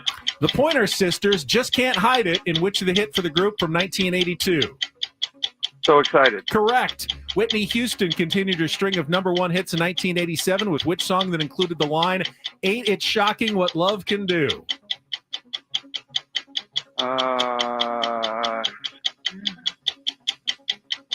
Pass. A breakup with motocross rider Carrie Hart inspired Pink to write which song in which you So what? So what? Whitney Houston continued her string of number one hits in 1987 with which song that included the line, "Ain't It Shocking?" Well, we got four. You got back and got So What? I'm Still a Rock Star. Got Hurt So Good by John Cougar Mellencamp. You're So Vain. I'm So Excited. So Emotional by Whitney Houston was the one you missed. I don't know if four is good enough. It might be. Hang on the line, Guy. Woods will get the same 5 questions without the benefit of the category. Always much tougher for Woodsy. Guy's score is locked in. Woods, your time begins when Paul plays the music. Good luck. Let's take on Guy. Hurts So Good, John Cougar Mellencamp. Correct. Warren Beatty probably thinks which 1970... You're So Vain. Wow. A breakup with motocross rider Carrie Hart inspired Pink to write which song in which she reaffirms that she's still a rock star? I know the song. What is the name of the song? Pass. The Pointer Sisters Just Can't Hide It, in which hit for the group. I'm so excited. Correct. Whitney Houston continued her string of number one hits in 1987 with which song that included the line, "Ain't It Shocking What Love Can Do"? Freaking category.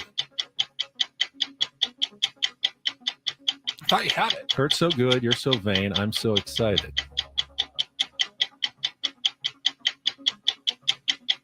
I don't know. A breakup with motocross rider Carrie Hart inspired Pink to write which song in which she reaffirms that she's still a rock star?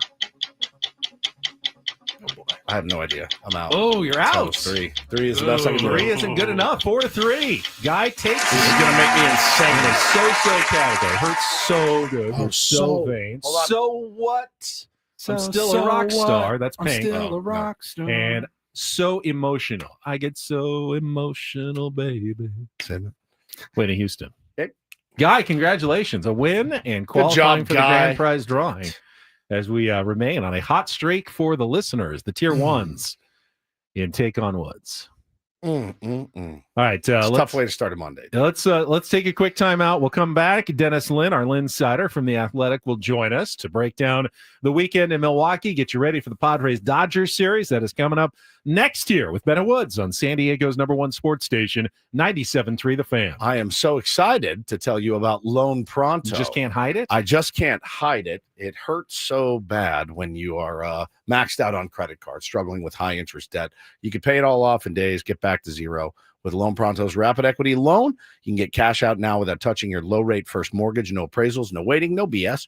The Rapid Equity Loan program at Loan Pronto is incredible.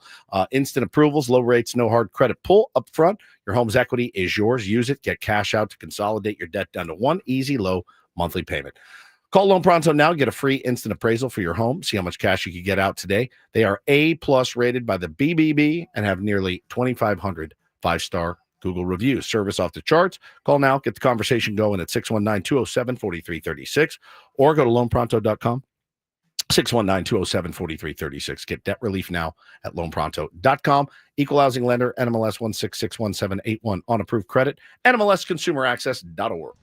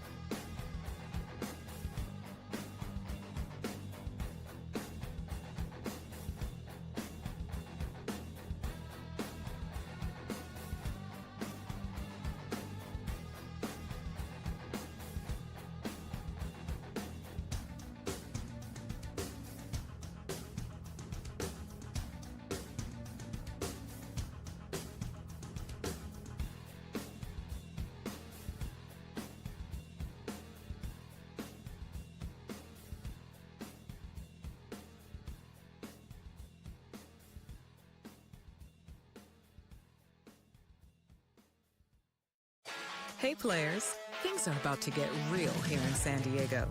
Introducing the all-new Hamul Casino Resort.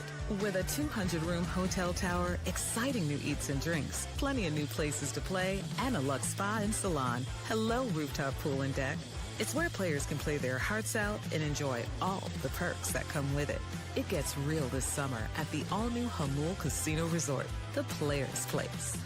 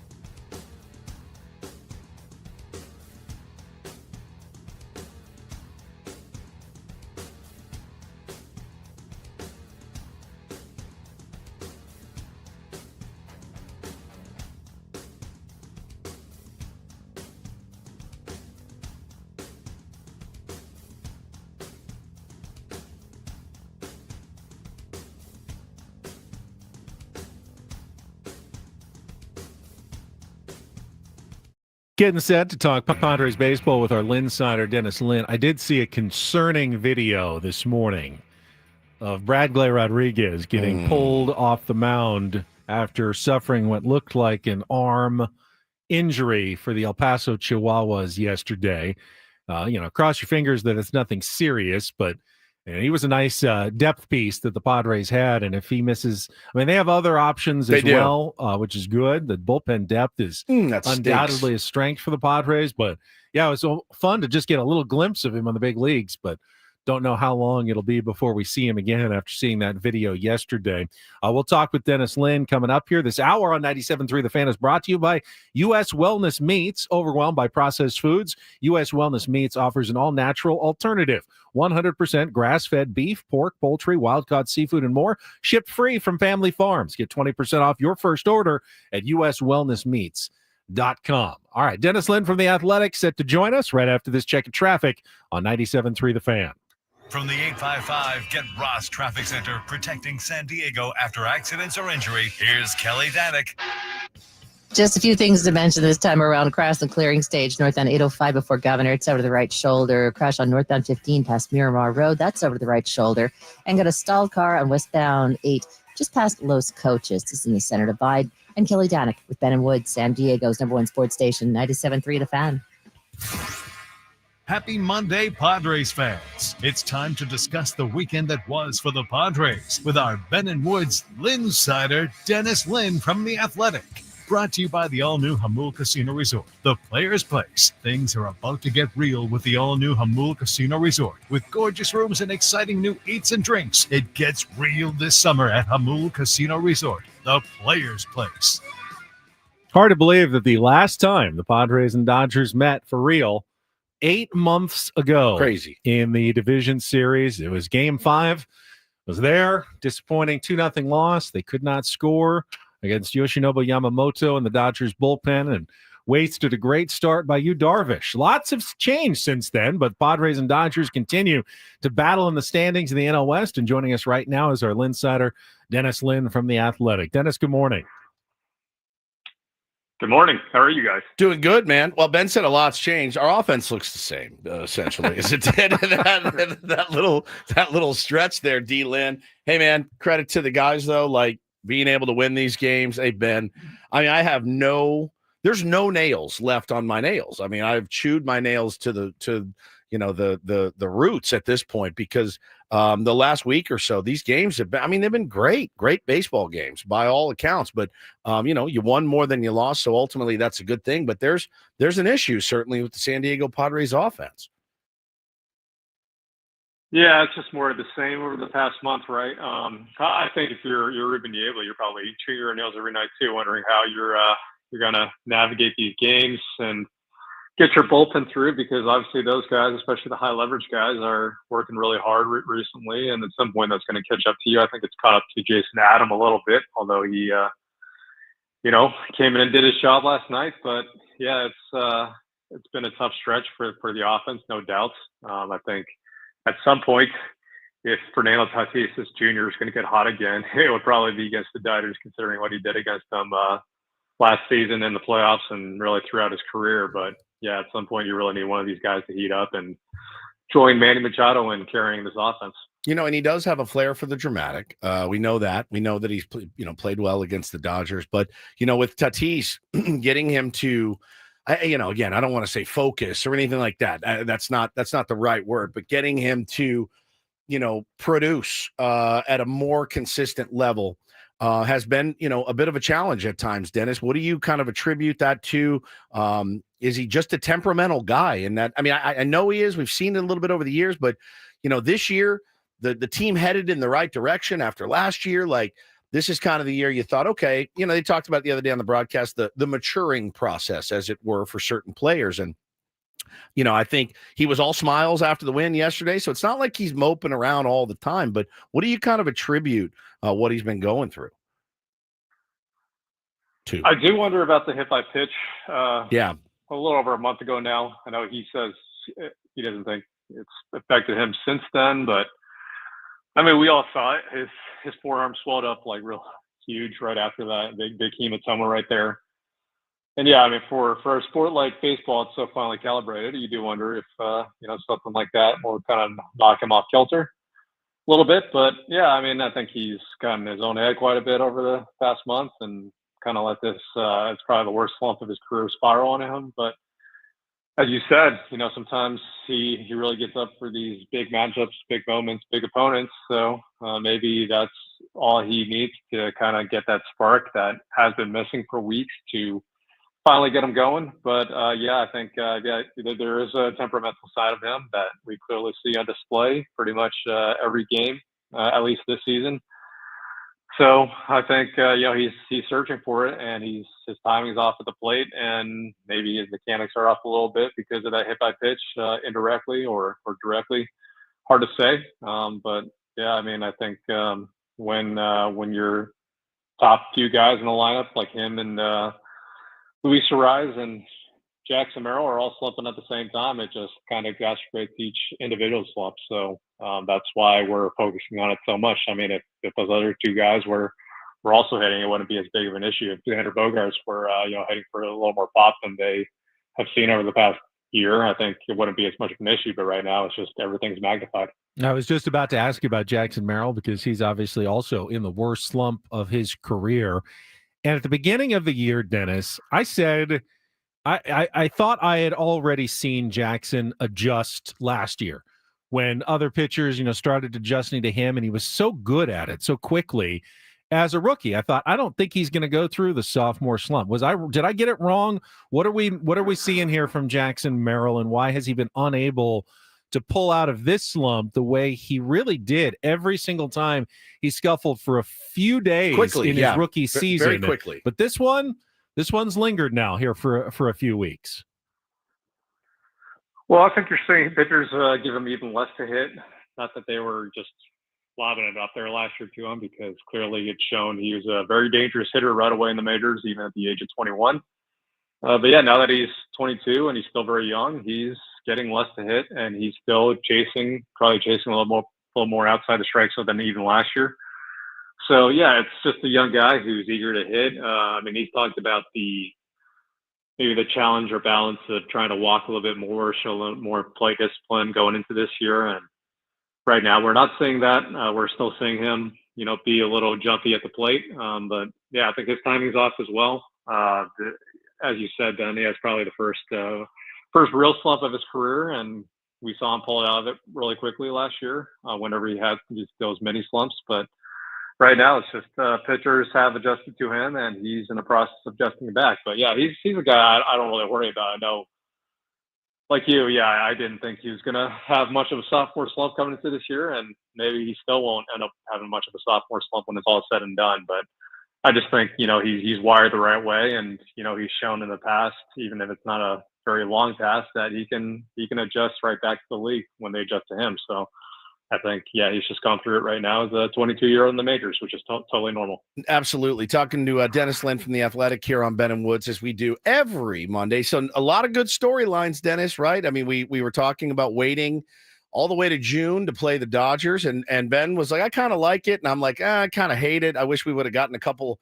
out of the way early, but this is where we're at. We got the Dodgers today.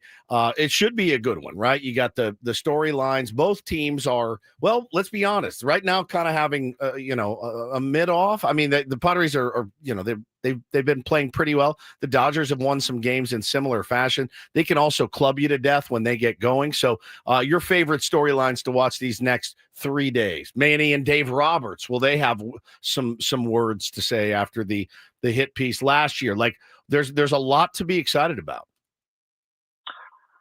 Well, number one, I'm curious to see if the Padres throw up anything Clayton Kershaw related on their scoreboard. I don't know if you guys saw. We did. We talked about it. He got very upset. He gets very upset by scoreboard things. And if everybody isn't giving him the love that he so deserves, he gets very, very upset by it.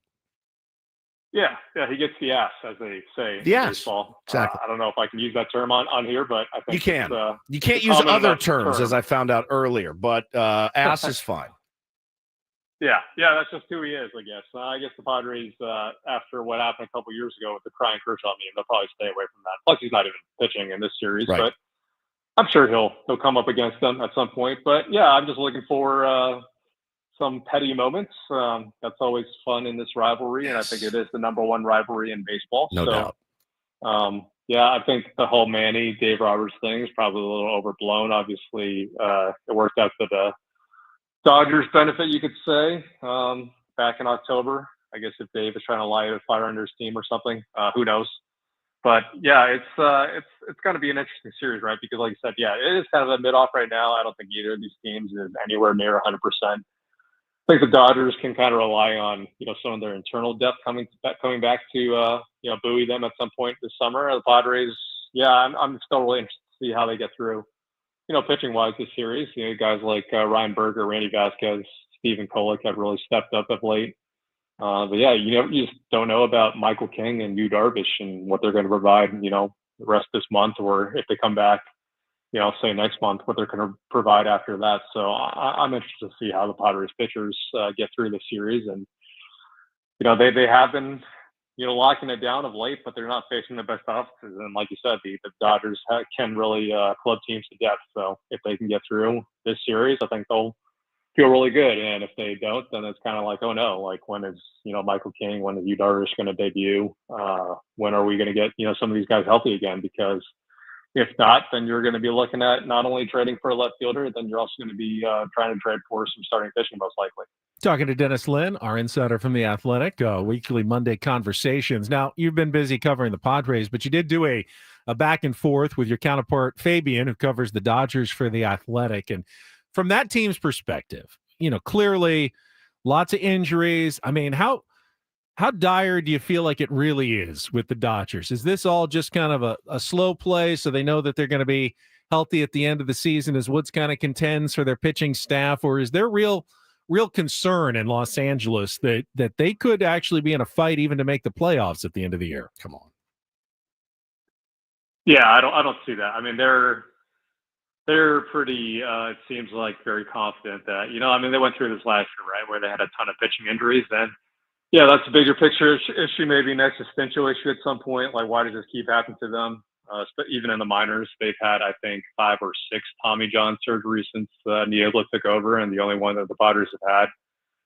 Well, the only notable one is Joe Musgrove. I know John DeBrito had it the other month. I know Bradley Rodriguez didn't look great for him going down last night in El Paso, but the Dodgers are just used to this, I guess, by now. They're just used to, having the most money in the league and then having a bunch of injuries with it. And then because of having the most money and resources and a deep farm system, they're able to kind of weather that storm. And, they have a lot of prospects still, so they can always go out and trade for more pitching if they need it at the deadline. But I think they're sitting fine. They feel like they're not sitting pretty, but they'll be fine in the end. And they got, like you said, Ohtani coming back at some point on the mound. So yeah, it's probably a bigger issue for the Padres on the pitching injury front. But yeah, I think the Dodgers will be just fine. I don't think anyone needs to feel sorry for them. Now, Dennis, Billy Epler got fired for what the Dodgers are doing currently. Look, Tony Gonsolin pitched the other night. He very well may have elbow discomfort, and I'm using finger quotes, but they also had Michael Kopech ready to come off the IL and Kirby Yates as well. This is what Billy Epler got fired for. Not service time manipulation of the IL. I mean, I have had plenty of people tell me, this isn't really on the up and up, and is that something that's talked about, like within baseball circles, at least in the circles you run in?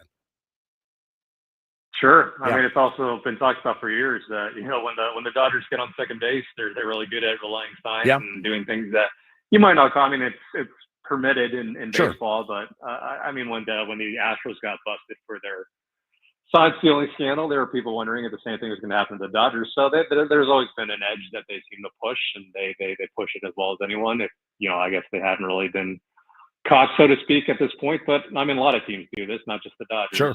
But yeah, but the volume, I think the sheer volume of it is insane. Right. I mean, it's more noticeable when you have, like you said, all these pitchers on the IL, and maybe some of them are being slow played. Well, actually, definitely some of them are definitely being slow played. Yeah. Because they know they're going to be there in the end, and they don't need to rush these guys back because they do have the depth to kind of weather it. But that is kind of talk that you hear around baseball, and especially the Padres, because they're so, I wouldn't say laser focused on the Dodgers, because they realize they have to beat other teams too. But it's I mean, I just go back to last week in San Francisco. I was there in the clubhouse. They had a Dodgers game on like after every game, and the guys were definitely watching it. I love it. They were watching it with some particular interest. So yeah, these guys are locked in. I love it. Dennis, Thanks, appreciate it. Enjoy 3 days in San Diego at Petco Park at least, and we'll chat with you again next Monday. Dennis Lynn, our insider from The Athletic. We'll come back. Final hour of Ben and Woods. Don't go away on 97.3 The Fan.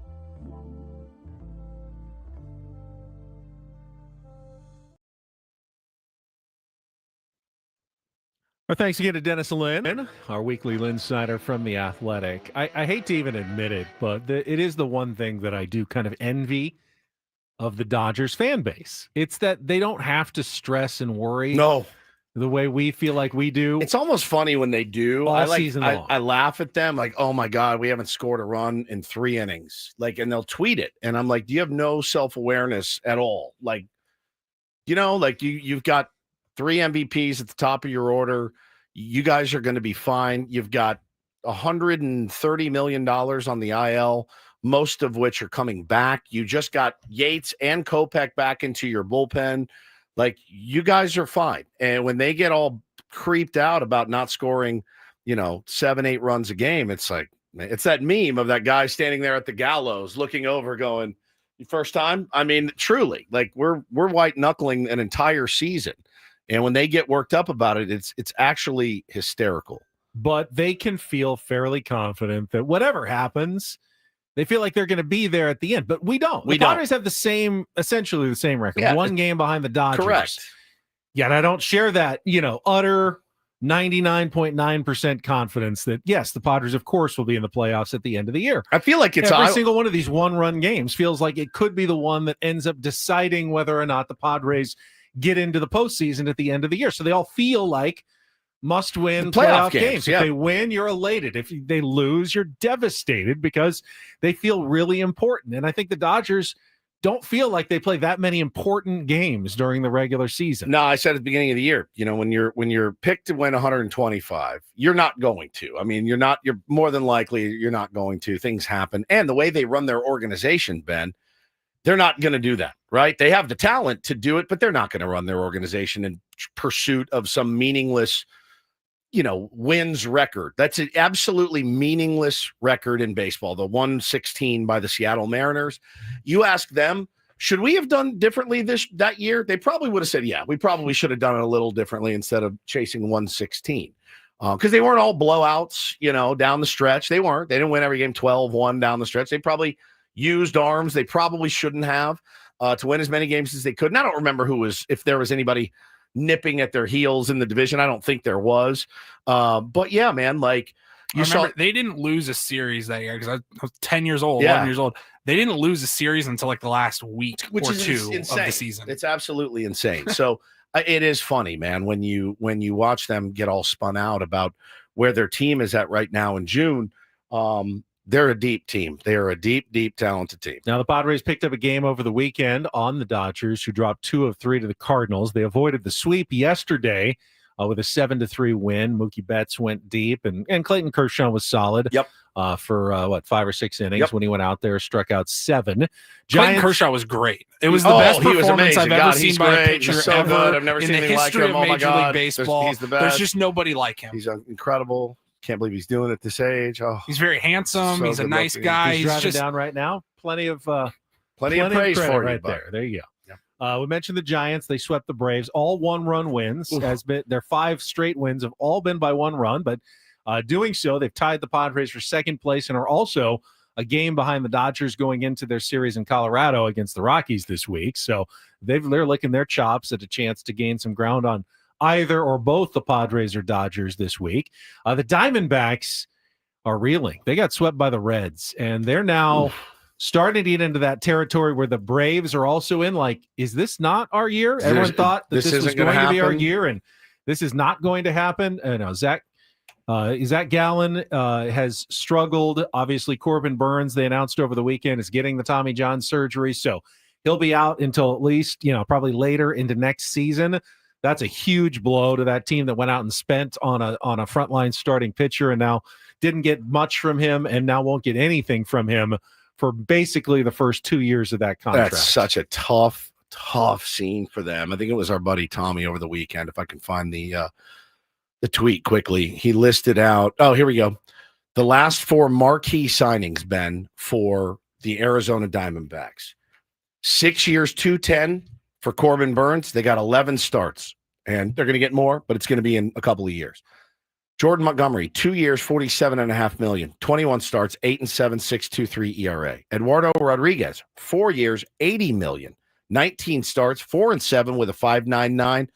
Mad Bum 5 years, 85, 69 starts, 15-32 with a 5.23 ERA. And his point was, seeing this, I got to give a lot of credit to Preller for free agent starting pitching signings like Pivetta, Lugo, and Waka. Now we have some of our crosses to bear on the position player side, but as far as the pitching thing goes, AJ and his crew have done a really nice job picking up guys like that. That's a good point. Took care of business. They finished off a season series sweep of the Rockies.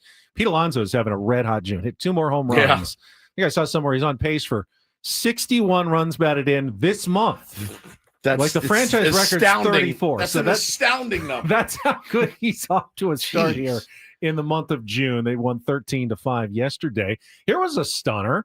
Pirates swept the Phillies over the weekend. Paul Skeens got another no decision yesterday, but went 7 2/3, 1 run, and the Pirates pulled out a 2-1 win. It was their first series sweep of the year. They took longer than the Rockies to sweep a series, but they did it against a really good Phillies team. I'm sure the Phillies expected to go in and win that series, maybe sweep it. Instead, they lose all 3. And they lost 5 in a row, haven't they've they? fallen behind the Padres and the Giants in the wild card standings as well. Now, I think battling with the Cardinals, I'll throw a blanket over all those teams right now. That's 4 teams all battling for a wild card, and there's only 3 wild card spots. How Keep about that those in mind. Cardinals, man? Finding a way to take 2 or 3 from the Dodgers. They did it with starting pitching and some good games in that series. I saw a few of those. Nasty. 2 of the best in each league squared off over the weekend as the Tigers and Cubs battled. The Tigers taking 2 of 3, getting a shutout yesterday. Jack Flaherty and 3 relievers combining on a 4-0 win over the Cubbies. The Mariners avoided the sweep. You saw Saturday's game in person. You talked about that earlier. You and the family went up to the Big A, but yesterday George Kirby struck out 14 in 7 innings as the Mariners got the 3-2 win yesterday. But you had a good time. I did, going man. up to the Big A. I really did. It was just a really cool, calm vibe. Good game too. Mariners scored 4 in the first, and you're like, oh man, poor Angels. And they come battling back. I did have to watch in person Chris Taylor home run and almost vomited into my bucket of nachos as I had to watch him hit his first homer. The Angels couldn't escape him. If I tried, ended up hitting an RBI double later as well. But it was cool, man. Getting to see, it was sad. Like Bo really loves Julio Rodriguez. And did you see the play? He was running second to third. Arozarena hits a missile, hits him in the ankle. He's out, and they had to pull him from the game. Just a gnarly. I got to see Joe Adell hit 2 bombs. So that was cool. Hit one into the fountain, the rocks out there. So that was good. Speaking of getting hit, Rays beat the Marlins yesterday 3-2, but I believe it was Saturday. In the very common, you see it at the end of every half inning, pitcher throws his last warm-up pitch, and then the catcher throws the ball down to second base. Oh, dude. Oh, my God. But I watched this at least 40 times. Unfortunately, Ryan Weathers' head got in the way of the catcher throwing down to second base. I laugh. It's not really that funny. He ended up having to leave the game later. Daddy, he hit me in the head. Yeah. He's throwing down to second. He smoked me in the dome. Absolutely. Well, which side did you walk off the Well, mound, Daddy, I told you. I walked right in the I lane. walked right in. He was bleeding, wasn't he? It was bad. Yeah, it wasn't good. He had to leave the game. Tried to stand, but had to leave it. Daddy. He's been having a really good season for the Marlins. Right. So, yeah, that was the last thing they wanted to see. Like, he was mad. I mean, yeah.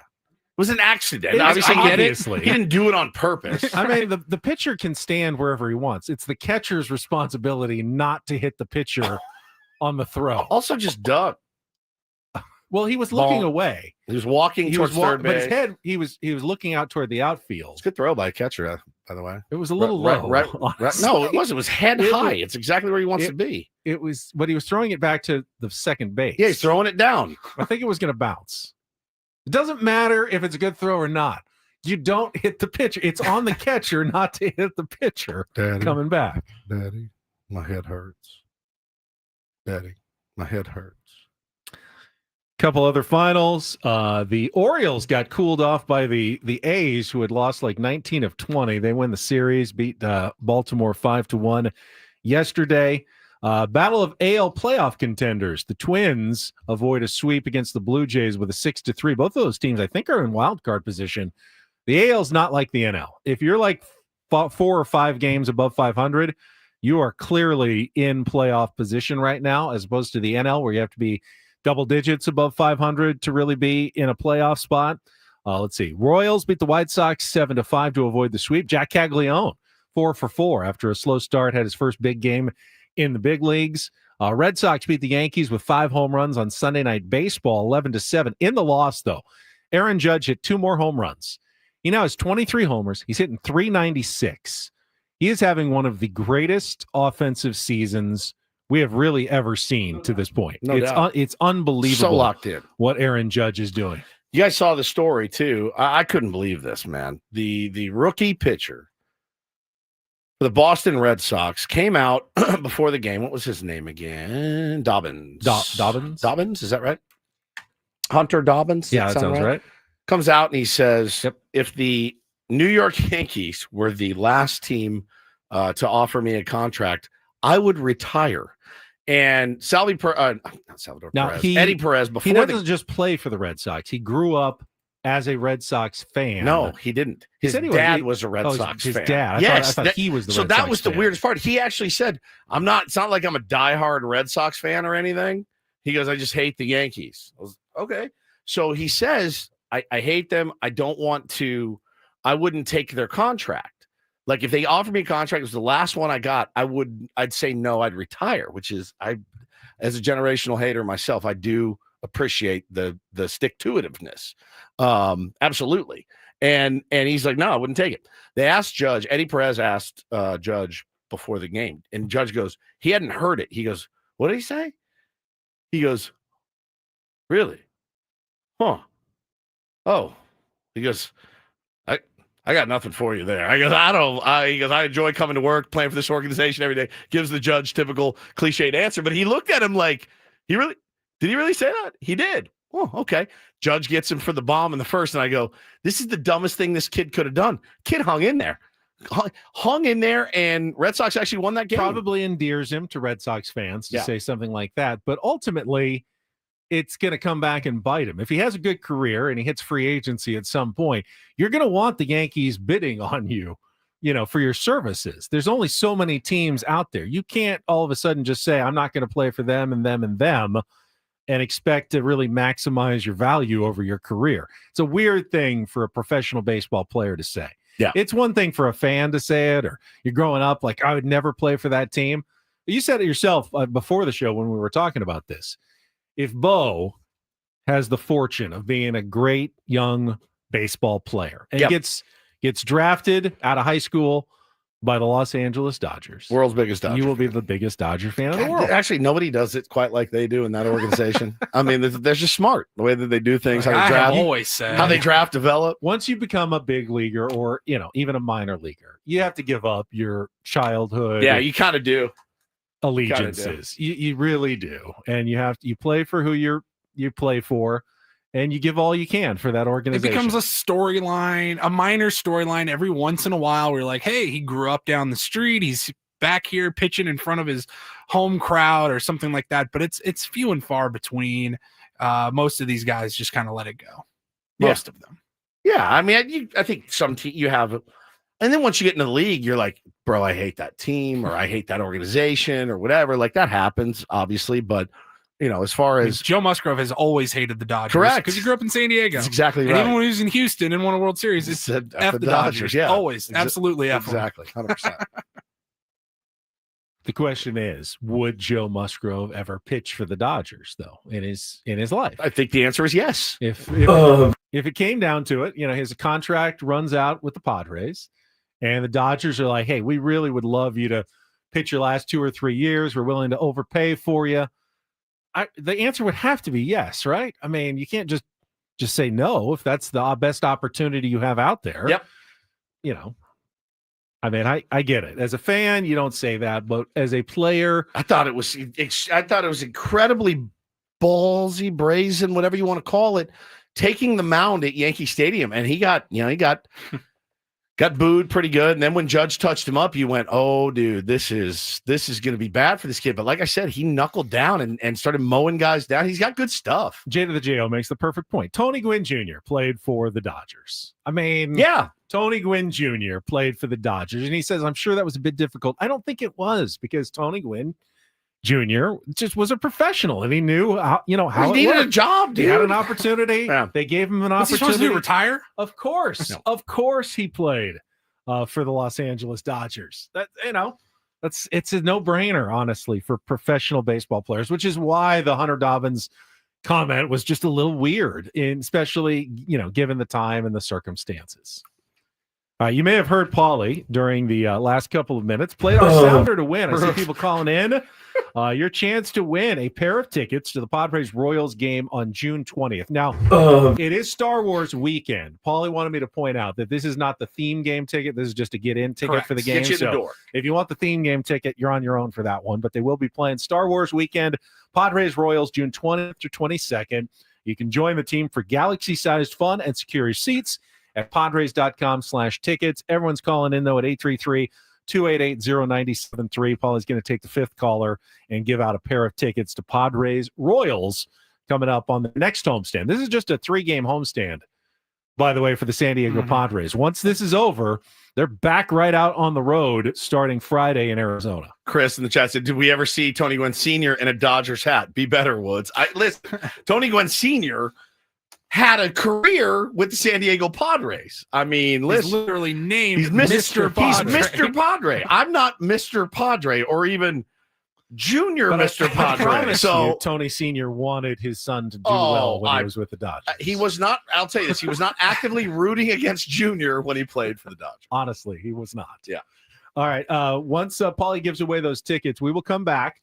We'll talk more about the pitching matchups for this coming series against the Dodgers, and then Paulie's going to give us some Roundel Report headlines, including first 2 games of the NBA Finals now complete, and we've got, of course, all of his other headlines. What other story we're going to get to? Well, we can. I'm going to ruin Woods' day. Oh, yeah, that's right. That's right. All coming up with Ben and sick. Woods after a check of traffic on San Diego's #1 sports station, 97.3 The Fan. And speaking of the basketball final series, you can play Prize Picks all of the series long. They've got special plays. Keep an eye out for squares like Shai Gilgeous-Alexander and points. Right now, I think he was around 32. That guy's automatic for like 34 almost every single game. You just pick more or less on Prize Picks, and you can win real money with daily fantasy lineups up to 2,000 times your cash, or baseball, or hockey, or golf, or tennis. Just had the big tennis tournament over the weekend. Was pretty spectacular. We may talk a little bit about that on the Roundel Report as well. You're just picking more or less 2 to 6 players, setting your lineups every day as often as you like with Prize Picks, running your own game. All you have to do is sign up and download the app at their website. When you do, use the code KWFN. You're going to get $50 instantly when you play your first $5 lineup. That's code KWFN to get $50 instantly from Prize Picks when you play your first $5 lineup. Power plays to win more. Flex plays. You don't have to win every single pick, and you can still win money on your lineup by doing flex plays at Prize Picks as well. Check it out today. Run your game with Prize Picks. Must be present in certain states. Visit prizepicks.com for details.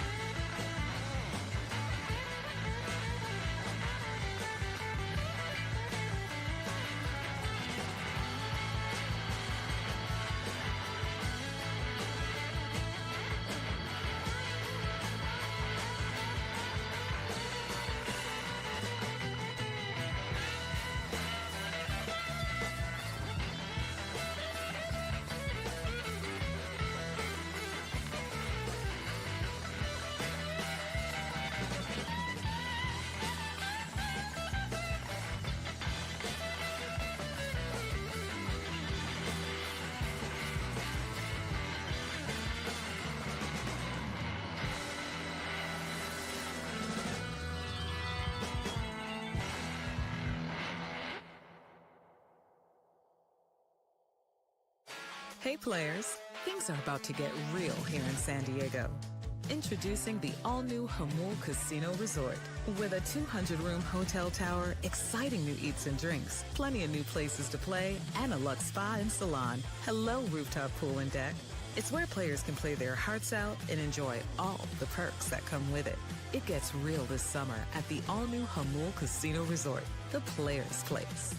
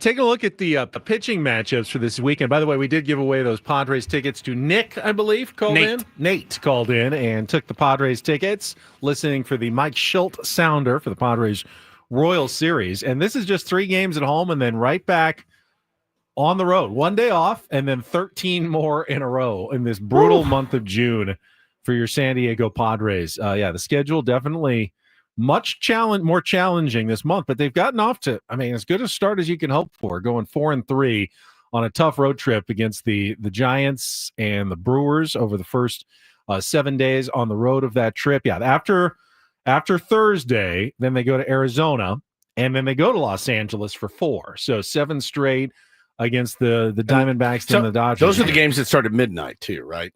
7:10. 7:10. So every show that we do for the next 2 weeks after today will be breaking down a Padres Dodgers game, with the exception of Friday being a off day with Monday, Thursday night. We'll break down 3 games against Arizona. Okay, yeah, and then right back into previewing Padres Dodgers. Tuesday, Wednesday, Thursday, Friday. So Tuesday, Wednesday, Thursday this week, and Tuesday, Wednesday, Thursday, Friday next week will all be after a Padres Dodgers game, all midweek. 7. What did we do to deserve this? And they'll be done with more than half of their games against the LA Dodgers by the time next week ends. We will have played more than half the season series now against the LA Dodgers. Man. And they'll have gotten started against the Arizona Diamondbacks. So they'll have played every single National League West opponent at least once, and most of them at least twice at that point. Starts, though, with this series. And, the Dodgers, Yeah, their pitching rotation remains in flux. They got Dustin May, who's the only one of two. He and Yamamoto are the only two who have remained from the starting rotation to begin the season. Has May stayed the whole time? He has stayed the whole time. Has he? Yeah. And congratulations. He will face Nick Pivetta tonight in probably the marquee match. Well, is definitely the marquee pitching matchup of this series at 6:40. Oh yeah, I just saw this. Dustin May has already reached a new personal high for innings pitched in the season, 61 2/3. Wow. Okay. Their Now, workhorse. Nick Pivetta has put up better numbers this season.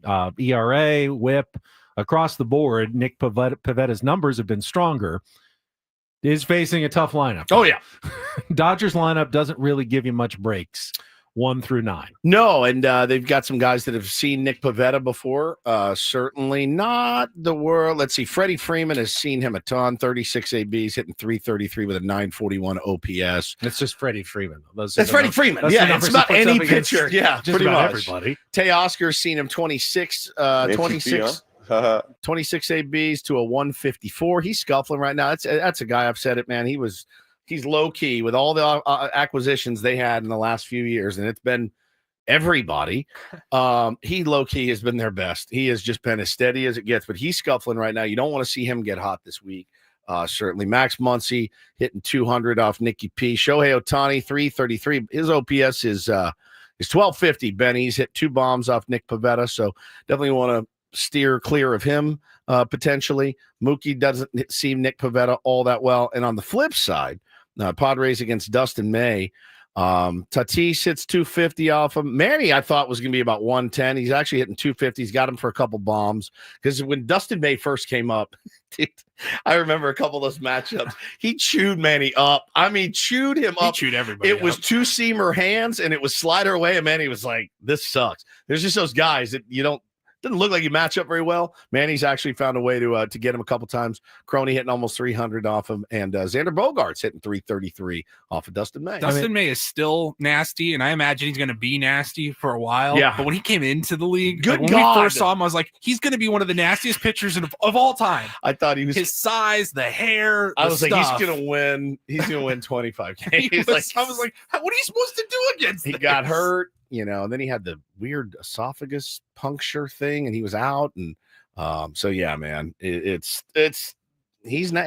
When he's on, he can twirl it, dude, with the best of them. But so he's can given Nicky up P. more hits than any Dodger pitcher. Now it's partly pitched because more he's innings. made all the starts, so he's been out there, but he's not been unhittable. I think the biggest difference, obviously, though, if you look at the lineups, the Dodgers have 7 players who have hit at least 9 home runs. That's bananas. Padres 7. have 3. Yeah. They have And Manny just got there. Gavin Sheets, Manny Machado, and Fernando Tatis Jr. And Tatis, has barely hit at all recently, as has Sheets. Meanwhile, they have Shohei Ohtani with 23, and then Pajes with 12. Our offense hasn't scored. Teoscar with 10, Mookie and Freddie with 9, Max Muncy, who's gotten hot lately, has 9. He'll never and be Tommy hot, Edman ever. has, He'll never be hot. Yeah, well, Hot with the bat. He's been hot with the bat lately with 9. And then even Kike has 7 and Will Smith has 5. So, I mean, power-wise, they've hit almost double the number of home runs. What did you say the Padres had, 53? Something like that. I think they're down near the bottom. 102 home runs for the Dodgers this season. And it'll be one of those. It's going to be like Michael Conforto, he was like an over 30 skid with runners in scoring position. Finally got one. He'll hit 6 RBI tonight. Like it's just He's one a of those negative guys. 0.7 WAR. He's not been a good pickup for the Dodgers. No. But they have very few. Would you take him in left field here? Yes. I don't know. Yes, you would in a heartbeat. Negative 0.7 WAR at that price tag. They'd probably unload him at this point. Everybody else, though, is really having a pretty solid season for the Dodgers at this point. I mean, their lineup is loaded. Yeah. And, they're deep. So there's no escape hatches like there is in the Padres lineup. When we were talking with Craig earlier, you face the Padres lineup. You don't let Manny hurt you right now. Yeah. And, either the guys at the top are cold or the guys at the bottom are not good offensively. The guys at the bottom. They're the guys at the bottom. And the Dodgers don't really have that. They, maybe you'll get lucky on a backup catcher day. You'll get Austin Barnes and you got Michael No, Conforto. he got cut. Oh, he's gone too. That's gone. right. They got now you get Dalton rushing. That's right. They've even upgraded there as well. Hai Song Kim. He's hitting 414 somehow. Who? Hai Song Kim. Yeah. Fantastic. So there is not a lot of not a lot of room for opportunities. error. Yeah, I mean, it's a tough Now, draw. the pitching has been shaky. The bullpen has been decimated, but they did get Kirby Yates and Michael Kopech Yep. back. Yeah, so they're much better than they were. Yeah. And you can beat the Dodgers by outscoring them most days, but do we have a lot of faith that this Padres offense can outscore anybody right now? Yep. This makes this series a challenging one for the Padres, to be sure. They need to get going. They need to get some of the bats going. Yep. They don't need everybody to get hot at once, but they need either Tatis or Merrill or Sheets to kind of get back going again. Sheets has quietly gone cold too. He's done so much for the Padres this season unexpectedly, but yeah, he didn't do much on this road trip either offensively. Yep. That's not uncommon. I mean, nobody's really doing it right now. So, will we see some lineup shuffling? I don't know. We'll find out. Probably. My guess is no. Probably the same. All right, let's take our last time out. Are you sure, Skip? You don't want to mix up a little bit? No. Oh, okay. I don't know, Craig's idea of putting Groney in the leadoff getting spot on with base. his OBP. At least he tends to see a lot of pitches, and it's not the worst idea I've ever heard. Paulie will get his round report. He'll give Woods some disappointing news. Great. And we'll have some great calls from the NBA from over the weekend and before. All coming up next on San Diego's #1 sports station, 97.3 The Fan. First, though, Woods and I want to tell you about trustandwill.com. It is not a subject you probably want to think about a lot, but here's the good news. With trustandwill.com, you got to think about it for about 20 minutes or so.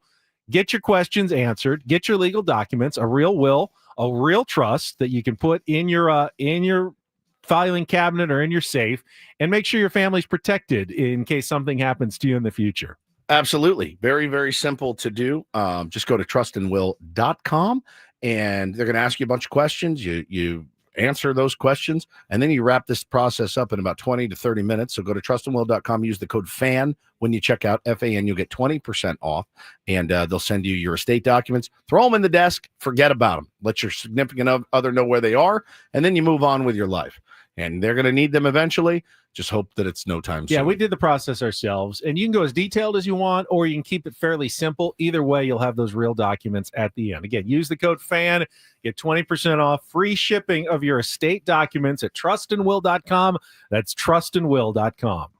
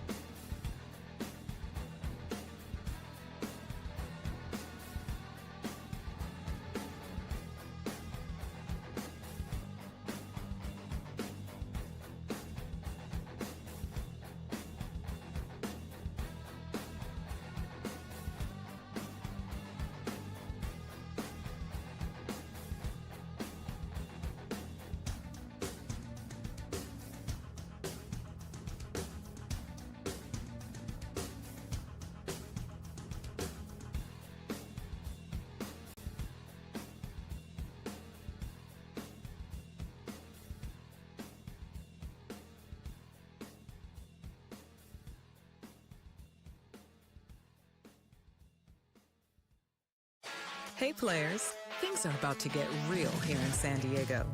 Introducing the all-new Hamul Casino Resort. With a 200-room hotel tower, exciting new eats and drinks, plenty of new places to play, and a luxe spa and salon. Hello, rooftop pool and deck. It's where players can play their hearts out and enjoy all the perks that come with it. It gets real this summer at the all-new Hamul Casino Resort, the players' place.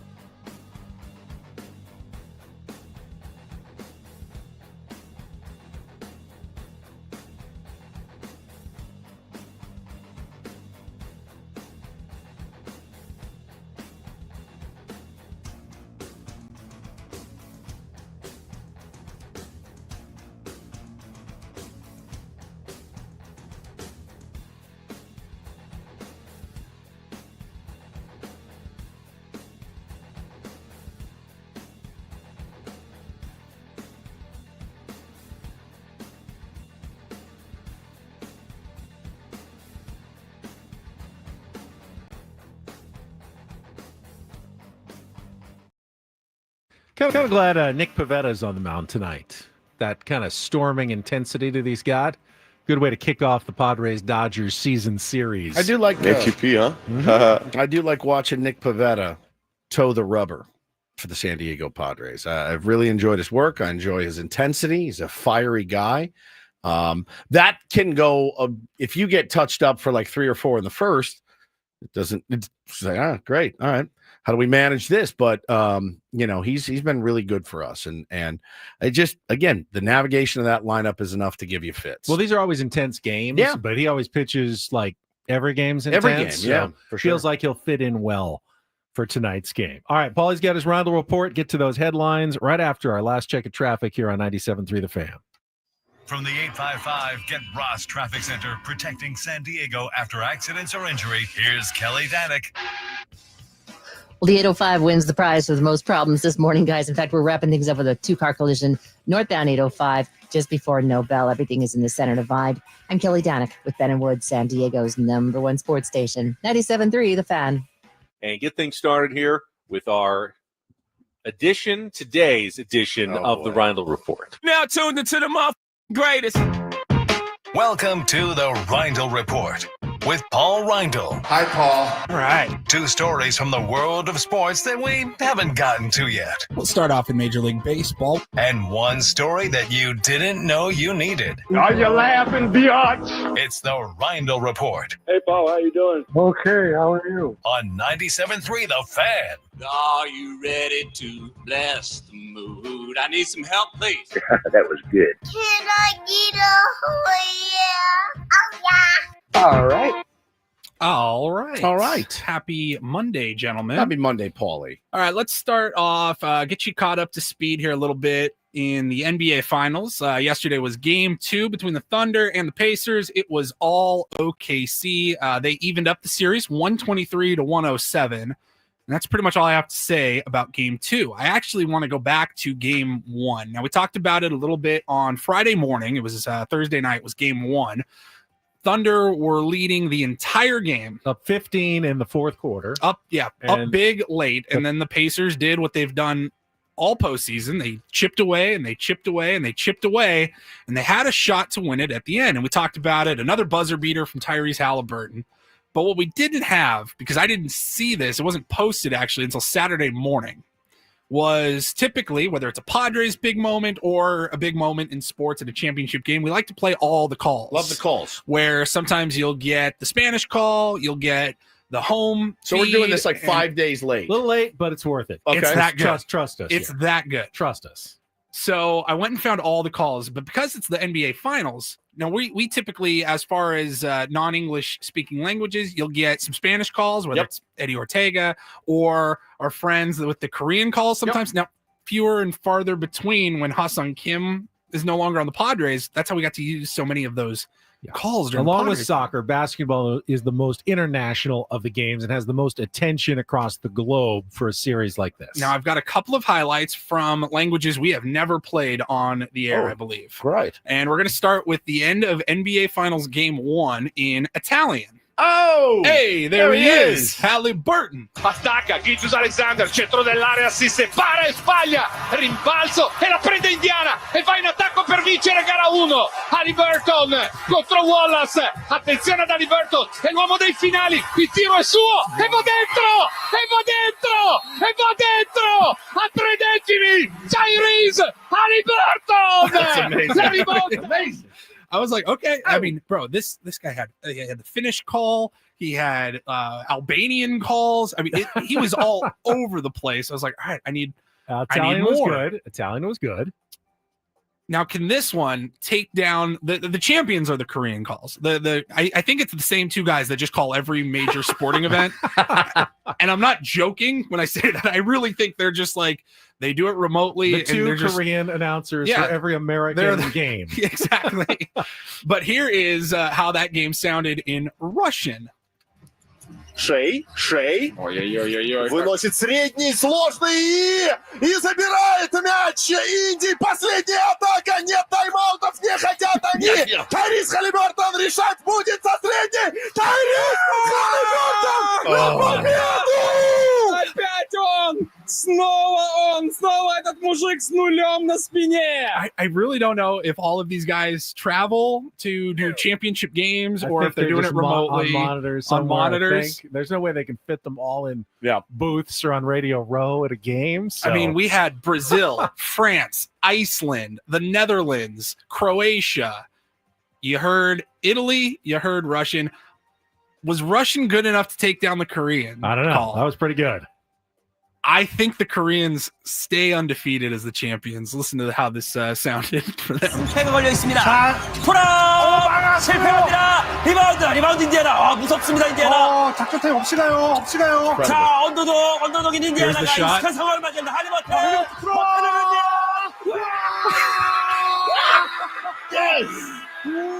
Yes.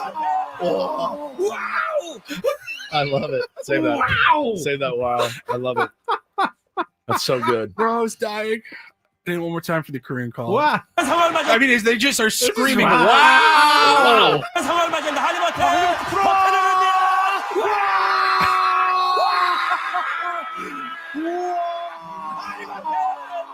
Wow! It's I guess fantastic. wow is the universal language. Wow! I love it. Love it. Love it. Love it. Love it. Love it. I texted you guys on Saturday, I think, when I saw those. And I was like, God, I know there's already going to be a second game by the time we hit the air on Monday, but anytime you can do all the calls like Don, that. it's the screaming over each other that is the best, which is universally recognized as the worst thing you can do if you're an announcer. But Don't every scream other over each language, other. that's all they do. It's no problem. Fantastic. Yeah. 자, 언더독인 인디애나가 익숙한 상황을 맞이한다. 할리버튼. Imagine Mud and Don just like talking over each other the whole. You're like, hey, somebody Don would dial it in. murder Mud if he God, did that. would. Don would murder Mud. Yeah, he would. Jesse might murder 100%. Tony if they did that. Yes. All right, we'll switch gears here. Very thrilling end to the French Open. Yeah, yesterday this was happening as we were arriving to our Tier 1 game. I was kind and of following along, but I couldn't really watch because of the Padres game. But it was an amazing match. Yeah, so Carlos Alcaraz came back to win in 5 sets. He took down the world number 1 Yannick Sinner to win his second straight French Open title. He was at one point down 5-3 and then love 40 on serve in the 4th set. So, I mean, basically, like the way I was trying to think about it is if you're not super familiar with tennis, every once in a while you'll hear in like a baseball game, oh, and then they were down to their last strike and they were able to rally and come back and win. It's like being down to your last strike like 5 or 6 different times. Yeah. And to withstand that and then come back and How win. long was the match? Like 5.5 hours? 5 hours and 29 minutes. It's the longest French Open men's final in the Open era and the second longest Grand Slam final ever. Are they trying to do to tennis what they do to baseball? Like, you got to speed this thing up. We're going to speed this thing up. Now, they already have great reviews in tennis. Phenomenal. Yeah. Is there a clock? Well, I No, mean, I mean, it in goes the, until the game- in the the match is French over. Open, it's not that they're taking too much time. The points, like there's sometimes like 35 back and forth Volleys. because on clay, it's harder to smash a winner because the Yeah. ball is a little slower. So they can get to so many more balls. So they just keep rallying back and forth. Each It's point just takes exhausting a to long think time. about. Yeah. It's exhausting to think about In playing. Wimbledon, it's a lot of aces and then winners on the next point. Yeah, 'cause the So ball they're doesn't really bounce. short points. Yeah. It just skids and goes. It's too fast to even return. But Yeah. on clay, they can return a bunch Can of them. you imagine? I mean, like, have you ever played I've played rounds of golf that were 5 hours long, and you're not exerting any physical It's energy. golf. You're sitting on your ass waiting for the guy in front of you to tee off. I'll give some props, by the way, to the golfer who won yesterday. Ryan Fox from New Zealand beat Sam Burns in a playoff at the Canadian Look what Open. you did. He plays so fast. He gets up Does and he? he Oh. hits it. What's his name? Ryan Fox. My new favorite golfer. He gets up and literally 10 seconds, he's already hitting it. Like the other guy hits. What a they G. gotta cut the camera quickly to Ryan Fox because he's already playing his shot. Patrick Cantlay sitting in the corner just forever, crying.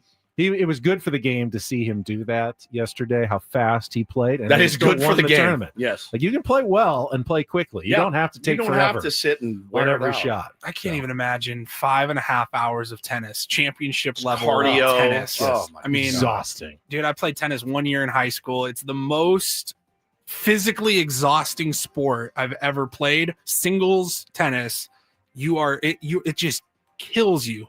And I didn't play for 5.5 hours. I can't even, with the pressure of trying to go back to back, It's especially. so gnarly. Insane. And then finally, to wrap things up here, a little Hollywood news to ruin Woodsy's day. Some of my favorite movies out there, I've said it before, are the musical biopics, stories of somebody's life or a band's career. And we have a new film coming out called Shout It Out Loud. Yes. You might have talked about this because it's been rumored now for a couple of years. And it is the biopic for the band Kiss. Yes. And it's being directed by McG, who has done a lot of music videos for some big name bands. He's also done a few movies. You might have heard of him. And details are still very sparse. Like we said, they thought this would be coming out on Netflix last year when it got announced like 3 years ago. Didn't happen. Production got slowed. So we're looking at sometime later next year or even 2027 for the Kiss movie. Okay. But it was announced today that we have the actor who will be playing Paul Stanley. Any guesses? Is it based on Paul Stanley? Is it Pete Davidson? No, it is not. It's actually going to be one Nick Jonas, formerly the of Jonas the Brothers. Jonas Brothers. Nick Jonas has been cast to play The Paul great Stanley. Paul Stanley, the legendary, the star man, the front man of Kiss. No. Stanley Eisen. There has been it says they're looking for a big name actor to play Gene Simmons. Cool. And no word yet on Ace Frehley or Peter Criss. Do they have to have good voices? I don't know how they're going to do it. I mean, I kind of enjoyed The Dirt, the Motley Crue biopic, but I read the book. The book was way gnarlier than the movie, and the movie was pretty gnarly. Kiss is going to be an interesting story. I mean, you may not love Nick Jonas, but he can obviously sing. I mean, he can. They're not. I don't think they're hiring him Are to they- sing. well, They're no, I hiring mean, him to are act. they- I don't think they're going to be singing their own stuff.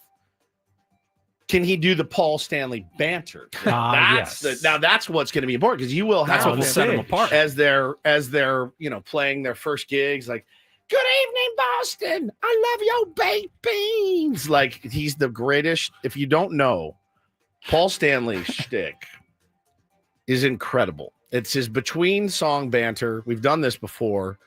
There's a whole YouTube page that is dedicated to just his between song banter, and it is legendary. I love just throwing out cities and having you do and just do Paul Stanley banter. Like Albuquerque. I've done Albuquerque. I Give me know a that fresh one. All I'm right, not going to redo it. El Paso.